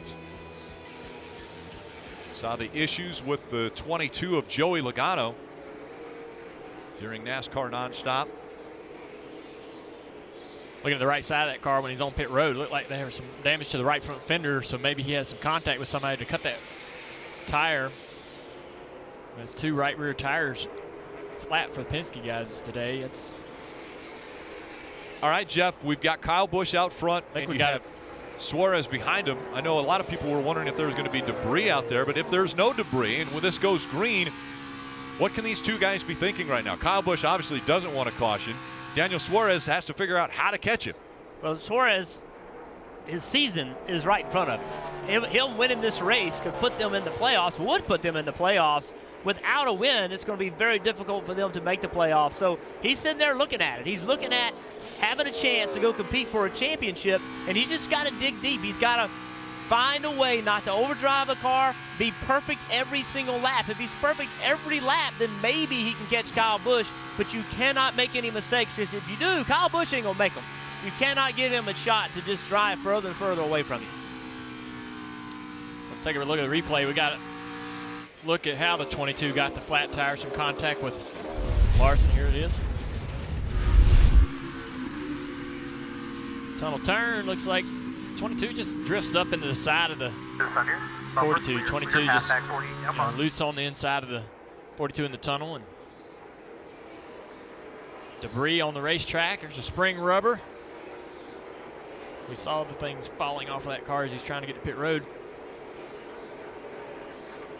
Hit, knocked out of the groove. Jeffrey Earnhardt sends that over to the fence. Back on the track. Watching the lead up front. Suarez, he'll match Kyle for a lap, and then maybe he's a 10th or maybe even 2/10 slower the next lap. He's not been able to beat Kyle's time, and I've been trying to watch that to hope that maybe Suarez can close that gap. Kelly. And as we said, Daniel Suarez likely needs a win to get into the playoffs. His crew chief, Scott Graves, told me it's been a little bit of a frustrating year because they had much higher expectations. He said, we just need to start running where we're capable of running. We need to raise our execution level. They feel like they've had too many different issues during races, whether it's a bad pit stop strategy call or just not being able to maintain track position on the track. He said, we just really need to do better. It was 94 points that Daniel Suarez needed to make up to get to the playoffs going into this race. I don't know that he's made much of that up here so far. Another driver looking for his first career win is that 9 of Chase Elliott. Remember, he has finished runner-up 8 different times. Think about what it would mean for this team to get to victory lane. Well, Alan Gustafson just said, hey, it's all related to performance. It's not like we're making a bunch of mistakes week in and week out. We just need a little more speed. A little speed would go a long way. It looks like they have some of that today, Marty. Kelly, Alex Bowman sitting in 6th, staring at what could be one of his best career finishes. It would be nice if they could finish here. You know, Greg Ives told me, listen, we need to get stage points. That's huge for our race team. They've done that in both stages today. As it stands right now, he would gain 20 points on that cut line. Could be a very pivotal day for Alex Bowman here at Pocono to make the playoffs this year, Kelly. Yeah, and how about his teammate William Byron in that 24 car? This is another team that feels a little bit disappointed with their season, even in his rookie year. His crew chief, Darian Grubb, telling me they just don't feel like they've been getting the finishes they deserve. But he said, I do feel like we're getting better. They feel like they're getting more consistent as much as they want to keep building on their point situation. He said, look, we need to get a win. A win will get us into the playoffs. Alex Bowman right there on the line. You see him plus 48 above that cut line, or above Ricky Stenhouse Jr. And coming into this race, it was plus 28. So 20 points, huge, as there's only going to be now 5 races after today as far as making it into the playoffs. That's a 1 race cushion. That's what you want as a driver to feel comfortable, is you got 1 race to throw away. If you have a terrible, terrible day, you're still going to be okay. We saw a couple weeks ago Chase Elliott had a 1 race cushion. Now he's way up over 100 points on that 16th position. I'm going to throw a wrench in that strategy. Yep. A.J. Allmendinger wins at Watkins Glen. That changes Boom, everything. He drops out. That changes everything. That really make it interesting for that battle between all those HMS cars. The Ford still trying to make some things happen here as the laps wind down. 13 to go. Harvick running 10th. Coming up on Jimmy Johnson. Two veterans of the sport. Jimmy Johnson, his 600th start today. Running in the top 10. Obviously, you would never say to a 7-time champion, it looks like you've had a pretty good day, you're running in the top 10. But the year that Johnson has had, you would almost have to say, this is a pretty good turn of events for Jimmy Johnson. Yeah, if you look at it, all HMS cars are in the top 10, so this would be almost the best day of the season for these guys, to be honest with you. I mean, you're not seeing the speed that you want. I mean, aside from, obviously Chase, he's had a great car these last 2 weeks. So you want to see the whole company be in the top 5 when you own 4 cars. You want to see them all run well, but it's definitely some improvement as we move forward deeper into the season. Maybe these guys are starting to make some gains on it. Kelly, it looks like he's going to lose a spot, though. Yeah, Jimmy Johnson losing that spot there to Kevin Harvick, but still a positive day. It's interesting, when I talked to Chad Knaus earlier today, it was the most positive that I have heard him the last few weeks. In fact, at Chicago, when we first picked up the broadcast, he told me they were hoping for a top 15. I said, did you ever think you'd hear those words coming out of your mouth? And he said, well, that's just the reality of it. Today, he definitely felt like they could get into the top 10. He said, in fact, the last few weeks, they feel like they've been bringing better and better cars to the racetrack, Marty. Kelly, time running out for Kevin Harvick, and I have been counting for the last 13 laps. He's been a top 5 fast car on the track, but even the car that led 30 laps today and arguably the best car here at Pocono this afternoon, running out of time. They're going to need a caution if they want to get back up there. Harvick 0 for 35 here at Pocono. Jeff, I'm sure you've had a racetrack in your career that you had fast cars at, but somehow you just never were able to get the win. Clearly, Pocono is that place for Kevin Harvick. Yeah, and it's so frustrating to not get that win, but it's even more frustrating when you have this kind of car and not get a win. It's so hard to win these races that when you have a car, you need to go capitalize. Very, very frustrating. And you think back, Kevin Harvick may have been in position if they wouldn't have had the damage to the left rear quarter panel and had to come back down and fix that to make sure that they didn't have a tire go down. Yeah, that extra pit stop was definitely kind of the final move for the Ford that took him out of position. Want to listen in to Suarez's radio. Kyle's continuing to back up his entry into one just a little bit. He's also traveling just a tick deeper into the tunnel, and he's carrying that speed off. But if you don't feel that's comfortable, just keep doing what you're doing. I like that, Junior. The last thing he said, that was kind of like, hey, man, if your car ain't doing it, understand. He give you a little bit of an out, but the backing the corner up is important because this is a track where it's real easy to overdrive turn 1. And so it's a good reminder to the driver, hey, make sure you're not overdriving the corner now. I know you want to catch him. I know you want to try to run him down. Sitting there running laps almost as fast as Kyle. Back that corner up. Make sure you're getting in the throttle early.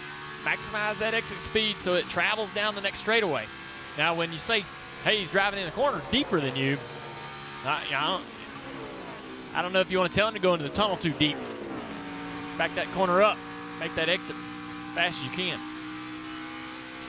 Yeah, quick update on Casey Kane. We saw him up in the front a little bit ago. He had to pit a little while ago for tires, and then they got penalized for too many men over the wall, so they're back in 32nd. Well, we talk about, how is Daniel Suarez going to try to run down the 18. You know what it's going to be, like you said, Jeff, he can't make mistakes. Dale, like you said, he's to back up turn 1 and maybe get a little lucky. Where's the 18 of Kyle Busch going to catch this lap traffic? This lap, Kyle Busch lost 0.4 of a second to Daniel Suarez. The lead now down to 1.5 seconds. I don't think Kyle made a mistake. That's just where he caught traffic. That's right. You want to get through that traffic faster? That's the only way I think that Daniel, Chase Elliott, and these guys have a chance of catching this 18 and just beating them through that traffic. Yeah, I mean, you see another car ahead of the 18. If you catch that car in the wrong spot here in the middle of the tunnel or maybe on the entrance to turn 3 and you have to get out of your line, that car does a nice job pulling over, getting out of the way. The 15 says, you know what? I don't want to be in it. Ross Chastain doesn't want to be in the middle of this show. Veteran driver. You mentioned veteran driver. What a year it has been for Kyle Busch. You think about what happened since his win here a year ago. He was on a winless streak, won here, and then has gone on an incredible streak. He has been the most successful in the Monster Energy Cup Series since that win. 10 wins, 28 top 10 finishes, almost 2,000 laps led. His average finish, again, since the win last July, 8.3. And already 5 wins in 2018. Looking to make it 6 to try to tie Kevin Harvick. Marty. And Rick, I think it should be recognized how this big three just continues to duke it out every week. Last week we saw Kyle Busch in the lead late. Kevin Harvick moved him with 7 laps to go. He went on to win that race. Oh, hard into the wall is the 43. Bubba Wallace slams the wall.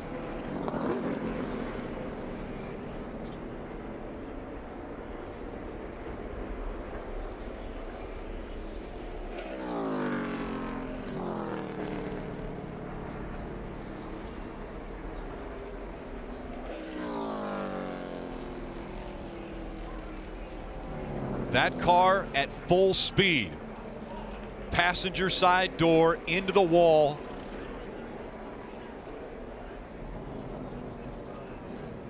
And that is the greatest view we could possibly see. The window net coming down.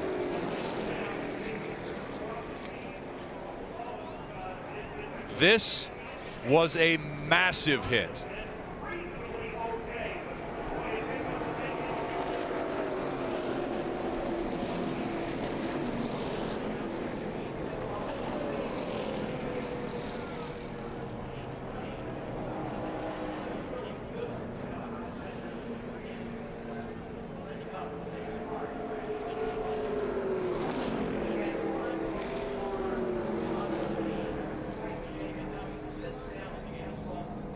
He put his thumb up,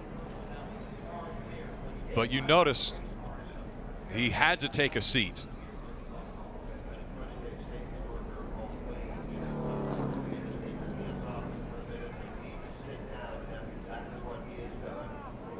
It's in turn 1, which is the end of that long front straightaway. We talk about how fast they enter turn 1, over 200 miles an hour. When something happens. We've heard people talking about brake issues and having an issue with brakes. The speed at which we saw Bubba Wallace just hit that wall, it almost looked as though he didn't have brakes. Yeah, Rick, that was my instant thought, was perhaps was it some issue like that? What caused him to go into the wall at that speed? This is great to see Bubba walk towards the ambulance. Real good. I mean, and he waved to the crowd too. I mean, that's Kelly. Yeah, such a hard hit. You could hear it in Bubba's voice over the radio afterward. He said that was the hardest one ever. The team asked him if he was okay, and he was just barely muttered a yes. Red flag is out. And guys, take another look at this. You mentioned it was turn 1. Oh, no brakes. Not a fan of this, Rick. I've seen this before. Jeff Gordon and I were here. We had a brake failure. He took that same left-hand turn.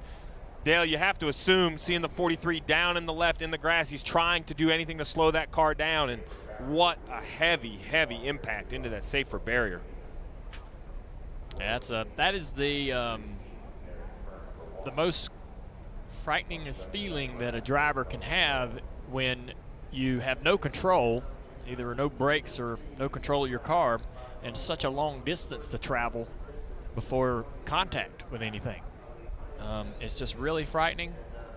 He's sitting here knowing that he's going to not be able to avoid hitting the wall and doing everything he can to figure out a way to knock as much speed out of the car as he can and take the longest route possible to that inevitable impact. So I'm glad to see him drop that window net and get out.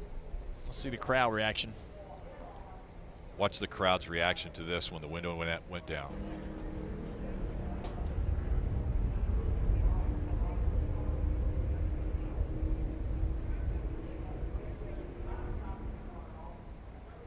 Yeah. And gingerly getting out of that car. We say it a lot, man, but really you got to credit the teams and the NASCAR working together to make these cars safe. And Jeff, you were a big proponent behind the safety in these cars that we have today and pushing safety be critical and a priority. And to see a driver get out after such an incredible hit is impressive to me. This will once again emphasize how dangerous this sport is. That's a situation where Bubba Wallace is out there racing for positions. He's pushing as hard as he can, and something little on his car happens at the worst possible time when he's going the fastest on the racetrack, and that helpless feeling going through the grass, knowing he's going to slam into the wall at over 150 miles an hour.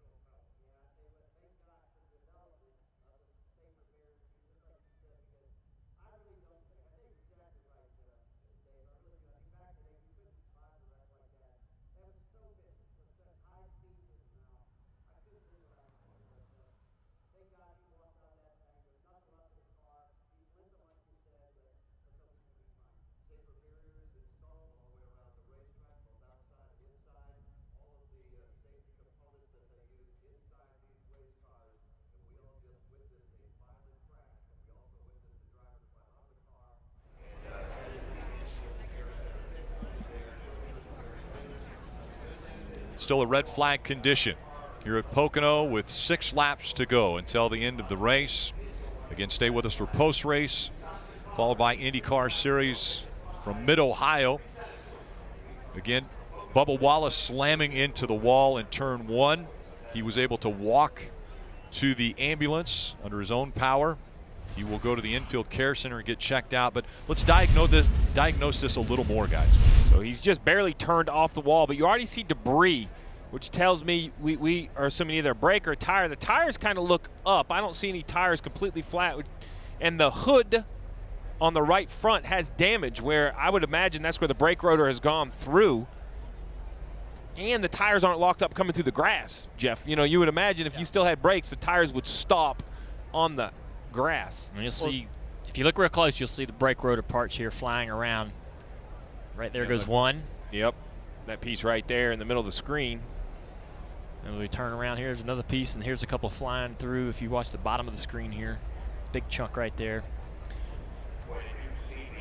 And when he mashes the brakes, you can, if you look at the very start of that, when he mashes the brakes, you see the tire marks. The rears are locked up initially. And really, the grass helped him. The splitter would dig in just a little bit and pull a little bit of speed out of the car as it bounced. You'd have a hard time convincing Bubba of that, I have a feeling, but that's... Well, I remember Jeff Gordon after, Steve, you talk about it, and we've mentioned, that it was a brake issue for him. I remember him saying that was the scariest moment I have had because I knew there was nothing I could do. That's what Dale said. Jeff and I talked about that a bunch. He said the worst part is the wall's so far away, and for such a long period of time, it's coming.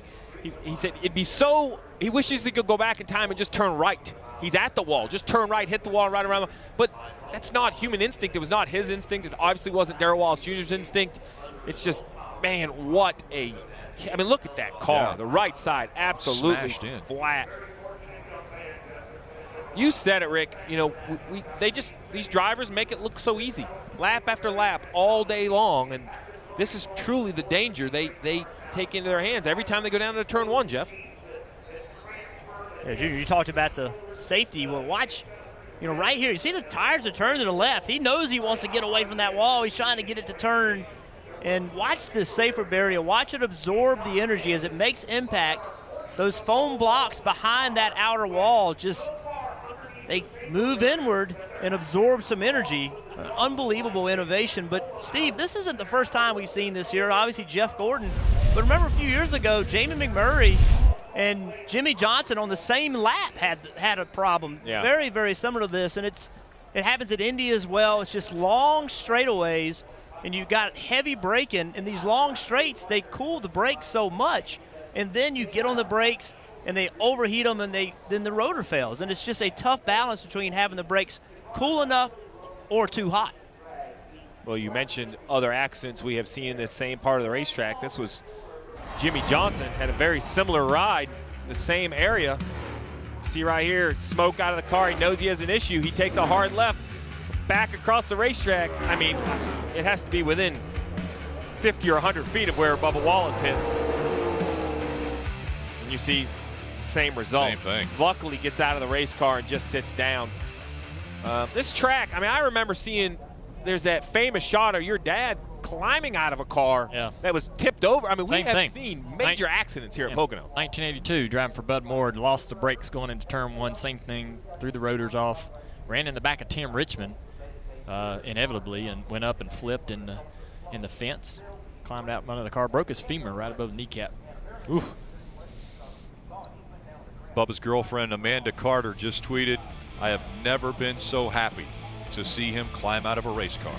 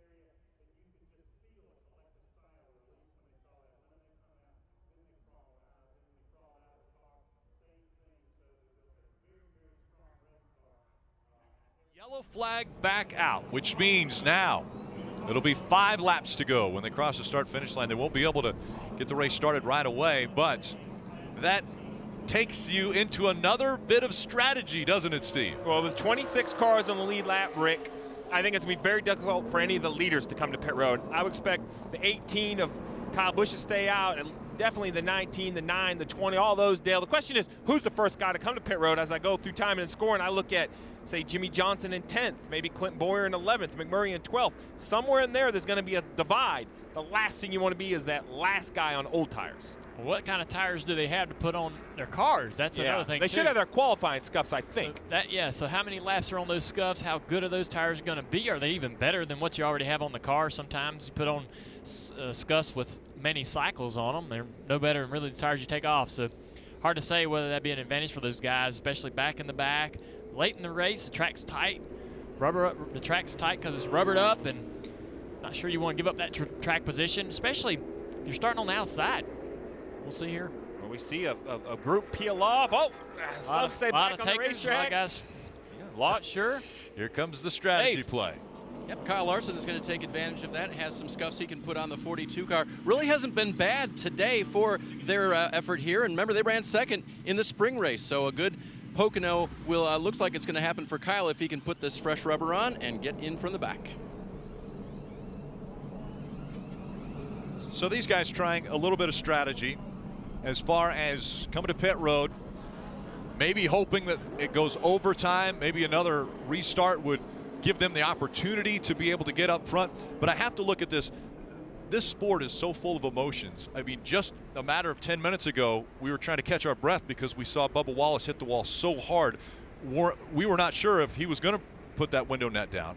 Now we're looking at the possibility of Daniel Suarez, Chase Elliott maybe getting their first ever wins. We've come from as low as you can get to almost as high as you can get. Well, and the drivers also. The drivers, they understand how big Bubba hit, but they've got to put that out of their mind as well. Daniel Suarez has got to drive that car into turn one as if his year is depending on him winning this race, and in many ways it is. So, drivers go through that same emotional roller coaster, and it's going to be awesome to see. If Suarez can beat Kyle Busch, he's beaten one of the best, right? Elliott, Suarez, Eric Jones, all these young guys, they got a shot to beat Kyle Busch, and that's what you want. You want to be able to take one of those big three out. So, Jeff, you say he has a shot. I'm a crew chief. I'm done. I'm on pit road. I'm rooting my driver on. What do you need to have happen? If you're Kyle Busch, you control the race. You know he wants to launch first, Dale. The question is, if you're Suarez, Chase Elliott, Eric Jones, how are they going to win this race? Well, just like the last restart, Suarez needs to be able to get off the jump with Kyle, be able to side draft him down this front straightaway, and be at least on door-to-door with him going into one. And he's just got to take the spot. Just be aggressive.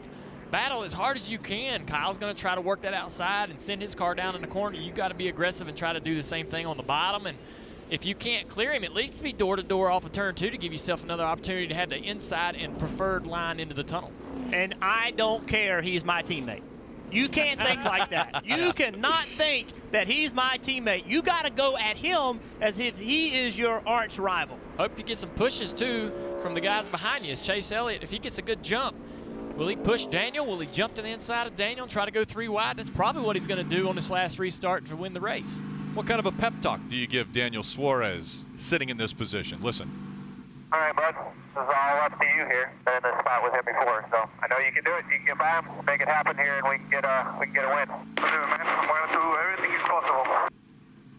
I'm going to do everything that's possible. So, Rick, you said it, and I don't think it can be overstated. This isn't just a win. First career win for Daniel Suarez. This is, in my opinion, his only chance of making the playoffs at 93 points back. It's going to have to be a win, and here he is on the front row of what could be the final restart. And you heard his crew chief say, you've been in this situation before. His first Xfinity win, he took Kyle Busch out to win Michigan. Didn't take him out wrecking him. He just outran him. Go back and remember you did that. Get your confidence up.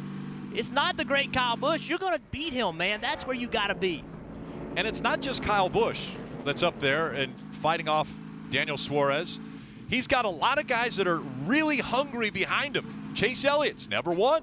Eric Jones is back there. Denny Hamlin hasn't won this year. Alex Bowman's never won. William Byron's never won. They're all in the top 7 right now, all hungry for a win. Man, you got me excited. This is what it all comes down to. It'll be 3 laps when they come back to the start-finish line. Jones is in a tough position because he really can't go anywhere but forward into the back of that 18 car.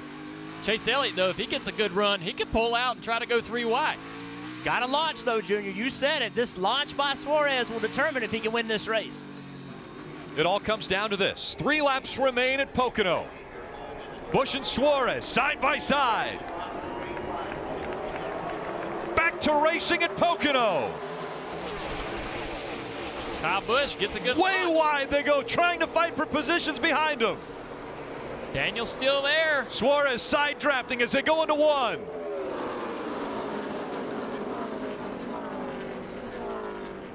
Busch has him cleared. Suarez knows that he has less than 3 laps to try to get by the 18.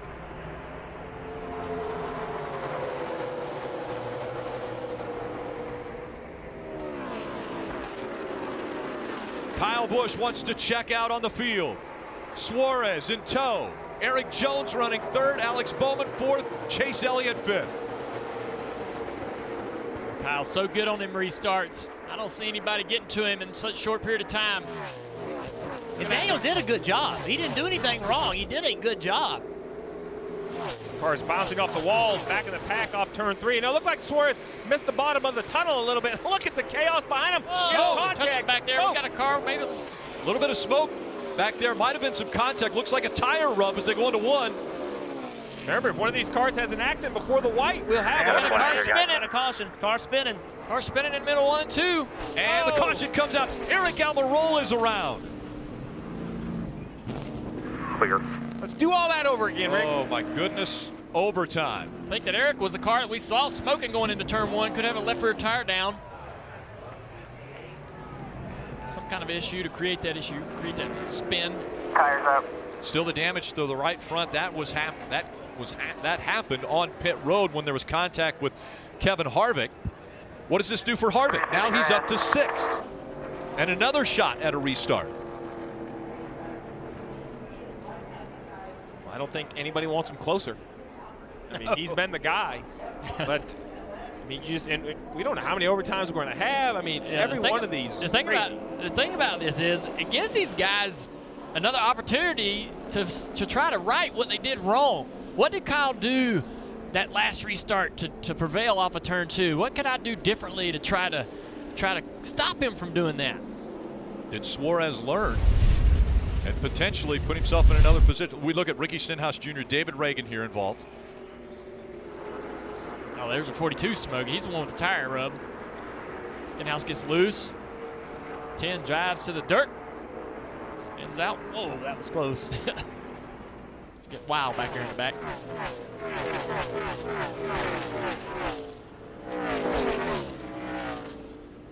So I think Suarez, I thought he did a good job. He entered turn 1 and he was able to side draft Busch. See right here, this is where it all started. We saw it in the back of our shot. They're just banging into each other. Like teammate. Cuts the tires. Yeah, that was Kyle Larson and Jamie McMurray. Yeah. A lot of contact there. They'll try to make it 3 wide. They didn't know they were 3. They didn't know they were 3 wide. Ugh. Tough back here. And this is going to be a great interview. Let's go to Dave Burns, who's with Bubba Wallace. A lot of people have already thought it has been great to see him hop out of the car. Amanda tweeted that she was never happier to see you hop out of a race car. My 13-year-old texted, said, tell him he's in our prayers because that was a big hit. How are you? I'm okay. That was a huge hit. Babe, I'm fine. Mom, everybody back at home, I'm okay. Hardest one of my career. I was just telling them here, there's no feeling like being helpless in that situation, going off into turn 1. And it scared the hell out of me. I didn't know if I was going to remember it if I hit or not. So we're good. Bit my cheek, banged my foot off the pedal. I'm okay, though. I'll wake up tomorrow and be a little sore, but the safety has come a long way. So it's good to be able to climb out of the car. The EMTs were worried that I didn't let the window net down fast enough. And I was like, hell, that's the last thing I thought about. I'm sorry. But everything was good. They gave me an ultrasound. No twins or anything, so I'm good. We're just unfortunate ending for us. Our mile 22 Chevrolet was okay. It was decent. We were trying to get by and just salvage a decent finish and had brake failures. Describe for us when you felt that, Bubba, and the process you went through quickly to decide what your options might be. Yeah, the lap before I was holding off Eric, the 10 car, going into 1 and the pedal went to the floor, so I went to the bottom just to try to, your natural instinct is just to try to use up all the track when that happens. So went to the floor, pump it up, get through the tunnel and through 3 here, and then down into 1, I started pumping it right past start-finish line, and it blew. And I should have hooked a right into the fence and stayed up there to use that to slow me down, but I'm used to turning left there, Dave. So I turned left, and there she went through the grass. So unfortunate, but definitely the hardest one. I'm okay. I'll be sore. Yeah, I'll be limping, but I'll be fine. Better days ahead for Bubba. Sure glad he's okay. And remember, just re-signed with Richard Petty Motorsports, guys. Yeah, and great that he's lighthearted and joking there after this. Talking about the brake pedal going down. That tells you as a driver that the brakes are generating incredible heat. It's boiling the fluid. That's why the brake pedal's going to the floor. And he said he felt that over in the tunnel. And so keep on generating that So heat. just think about that that, though, type of Rick. failure. Think about the mindset of a race car driver. The last time through turn 1, it went to the floor. But with 5 to go, he's still going to go down in there to beat Eric Almirola. Still battling. See the King come out in front of him. I mean, these guys, they're true athletes and a unique breed. To do the other this lap thing that after he lap. talked about that a lot of fans I think find interesting and can think about is in these high impact crashes like that, how much your feet are flying around in the bottom of that car with those pedals there. Those brake pedal and that clutch pedal are down there, just objects catching those feet as they're banging around. And you know, he's fortunate, no severe injury to the foot. Well, 4 to go. We're going to have some restart, another restart. We've seen all day long. Restarts have been crazy. Look at this mess. I don't know how we haven't had more wrecks. 3 wide, 4 wide, banging into each other. It's just Pocono. The straights are so long. As soon as you get to the start-finish line, you can start changing lanes, and you see people behind you making a move. You got to block them. If you don't block them, they're going to blow by you. We got another one coming, by the way. And on this restart, I thought Daniel did a good job. He didn't do a great job on that ladder, so he didn't really do anything wrong. And he entered turn 1, not all the way beside Kyle, but close enough. And he had Kyle in the 3rd lane leaving 1. Yeah. And Daniel just couldn't get a good enough run to side draft him down the back straightaway. I think now that he's seen that, that's the goal, right? Is if you can make enough grip on the bottom of the racetrack to be on that left rear quarter panel of the 18 when you come off turn 1 to try to just side draft him and enter the tunnel side by side. That's really the goal. I don't think the goal is to beat him to 1. I think that's unrealistic. Just be with him and run 1 and then side draft him down the back straightaway. Let's listen into the 20 radio. Good news is you experienced it once, so now you know what to expect. Everybody will be really close on fuel here. I think we're good for 1. We'll be close on 2, so do what you can to save here.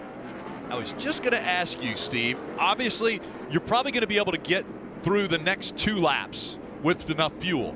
They've gone 161 laps already. That would put them to 164 ultimately when this is all done. If they go another 2 more laps or more, now you're talking about guys that potentially could run out of fuel. Well, even if you don't run out, just if you step on the pedal, it cannot stumble. That's as bad as running out of gas completely.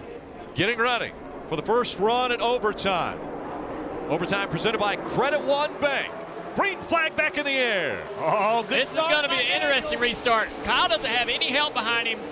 Alex Bowman did not get a good restart. Look here at Eric Jones. He's going to go 3 wide. This could be for the win right here. That's going to help Kyle. Not helping out Suarez. Kyle Busch is able to surge ahead as they go through 1. 3 wide behind him.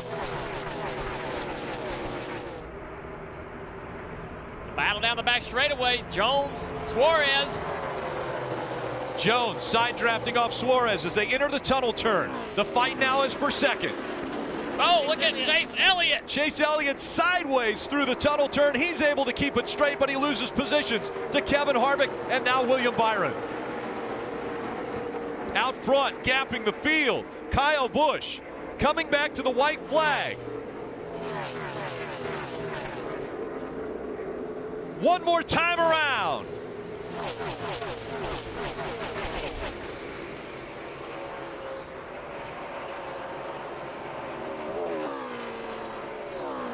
Successfully through 1.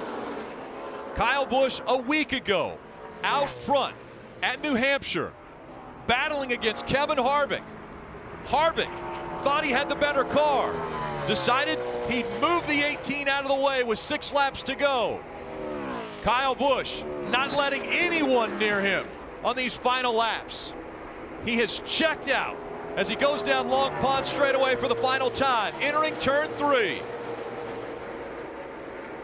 A year ago, he ended a winless streak that had been 36 races. Now, as he comes out onto the front stretch, Kyle Busch is going to win at Pocono again.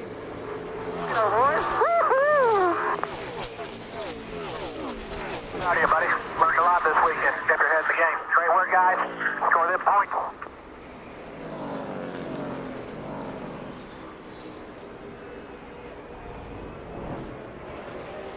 Kyle Busch wins in the Monster Energy Cup Series for the 6th time this year.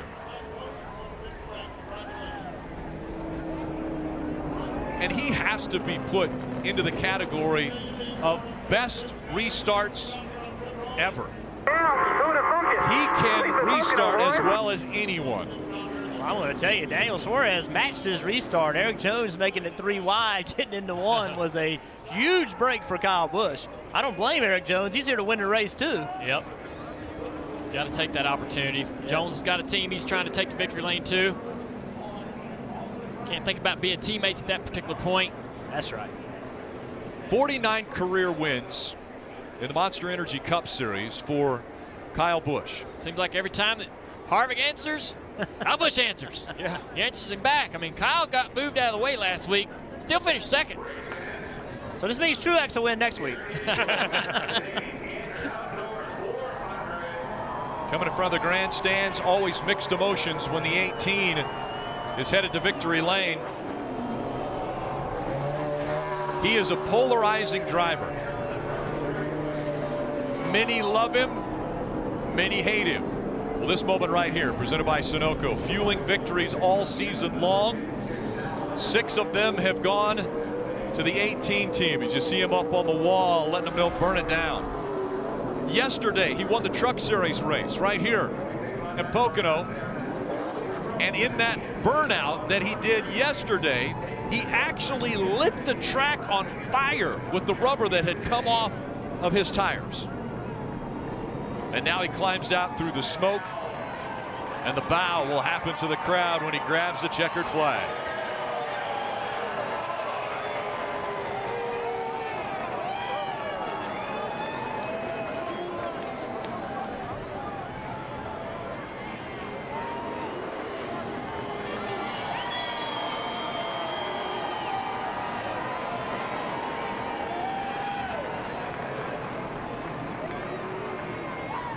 And Mr. Busch takes a bow for the fans here at Pocono, and I'll say most of them cheered when he got out of the car today.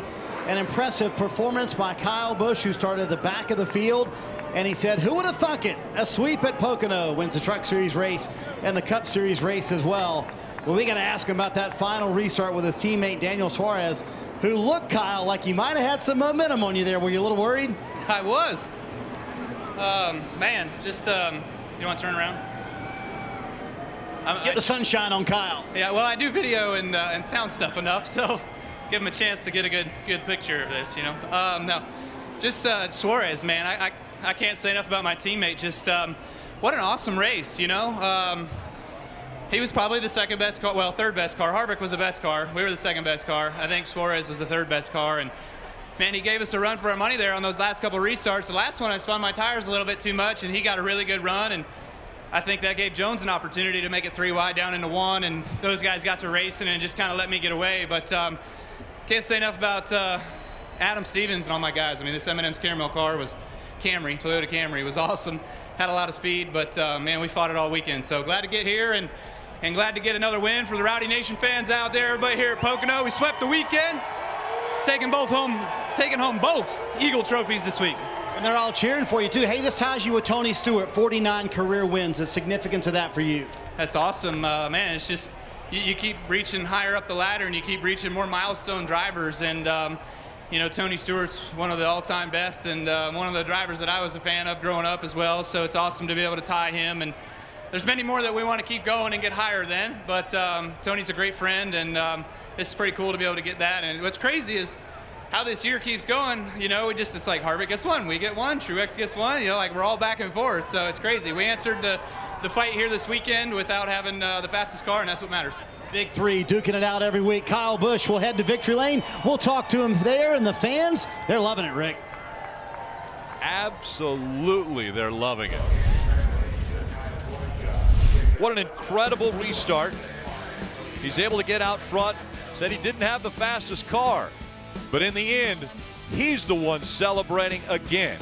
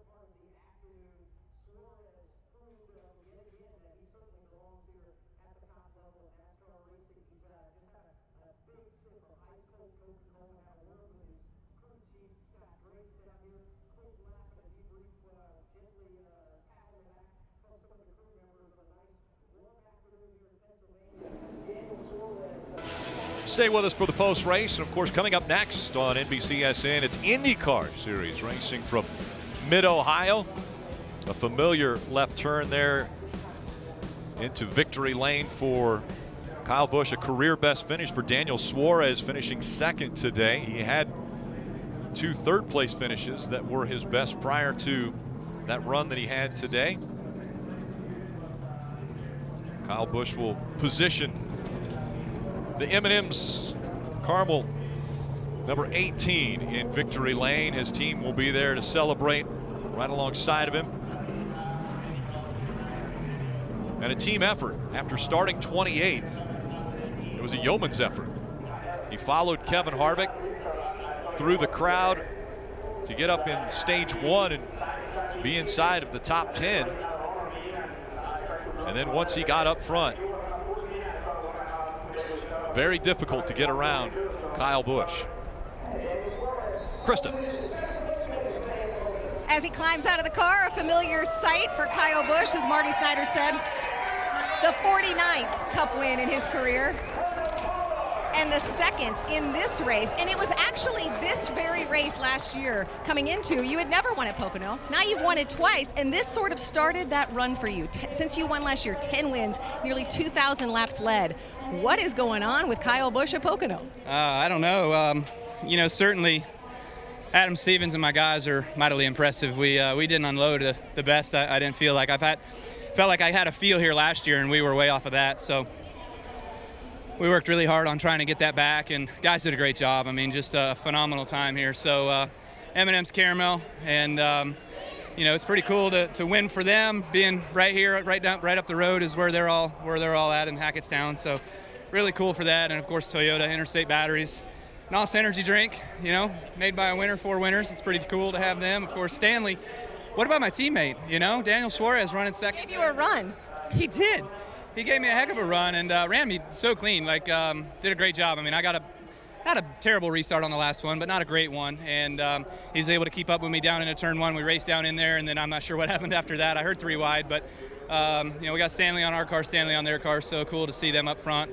And Cessna, Ream, DVX Eyewear, Black Clover, the fans. It's appreciate the fans, appreciate Rowdy Nation, and being able to win here again in Pocono means a lot. All right, well, your number 1 fan is right back here. Brexton wants to come in along with your wife, Samantha. Congratulations, Daddy does it again. Kyle Busch, your winner at Pocono. All smiles. You know, Brexton's getting big enough now that I don't think they're going to be throwing him up in the air anymore. He used to throw him up in the air in victory lane, and now he's getting a little bit bigger. Take a look at the playoff standings. And again, 2 drivers with 6 wins, Kyle Busch, Kevin Harvick. Kyle Busch, 35 playoff points. That is going to become very, very important for the big 3. We continue to call them Kevin Harvick, Martin Truex Jr., the big 3 with now 16 wins between the 3 of those drivers. But really the closest competitor today on the racetrack ended up being Daniel Suarez. He's with Kelly. Well, second place is a career best finish for Daniel Suarez. I know it's 1 spot shy of where you want to be, Daniel. What were you learning in those final restarts that you tried to implement in the last one? Well, I thought I was a little better than Kyle and the 18 guys with new tires for 5-7 laps or so. But in the longer run, he was better than me. He was just turning better for whatever reason. I was getting too tight, and I was trying to adjust my tools as much as I can to free the car up a little bit, but it wasn't helping, you know, the rotation where I needed. And every restart, I felt like I was decent, but not great.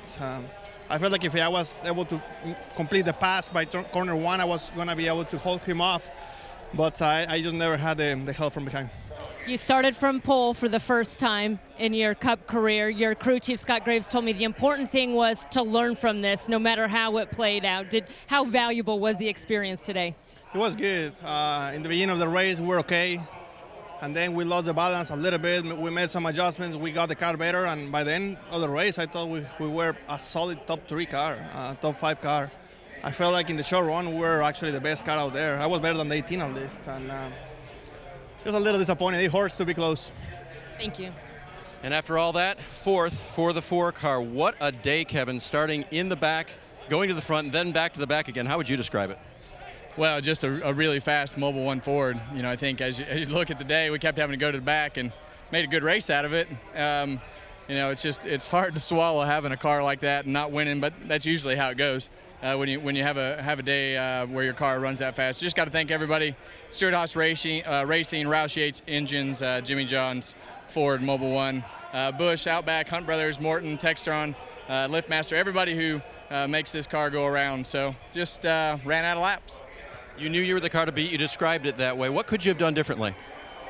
Well, not got hit on pit road, not started in the back. You watched the race. You tell me. A lot of things added up to a non-win today for Kevin.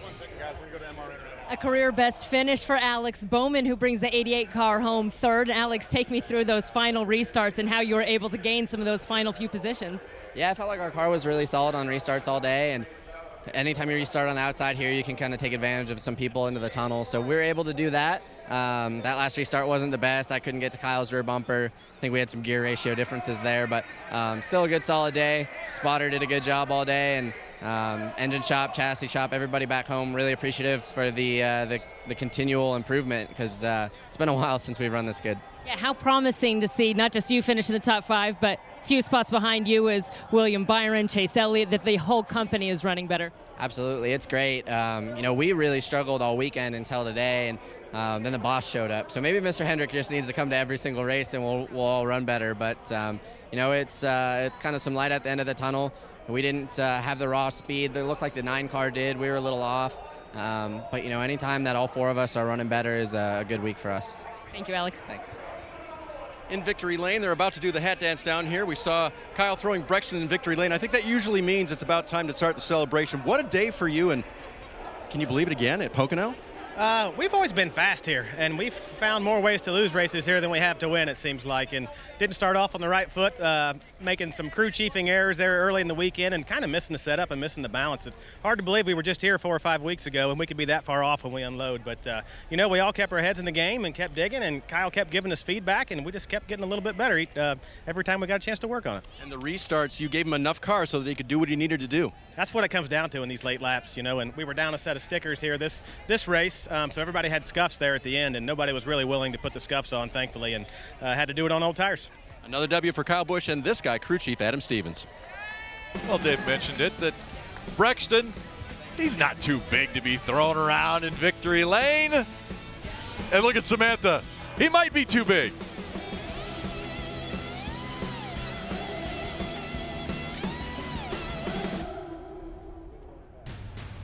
This copyrighted telecast may not be reproduced, retransmitted, or used in any form without the authorized written consent of NASCAR Broadcasting. NASCAR would like to thank all of our fans for your support, and we hope you enjoyed today's broadcast.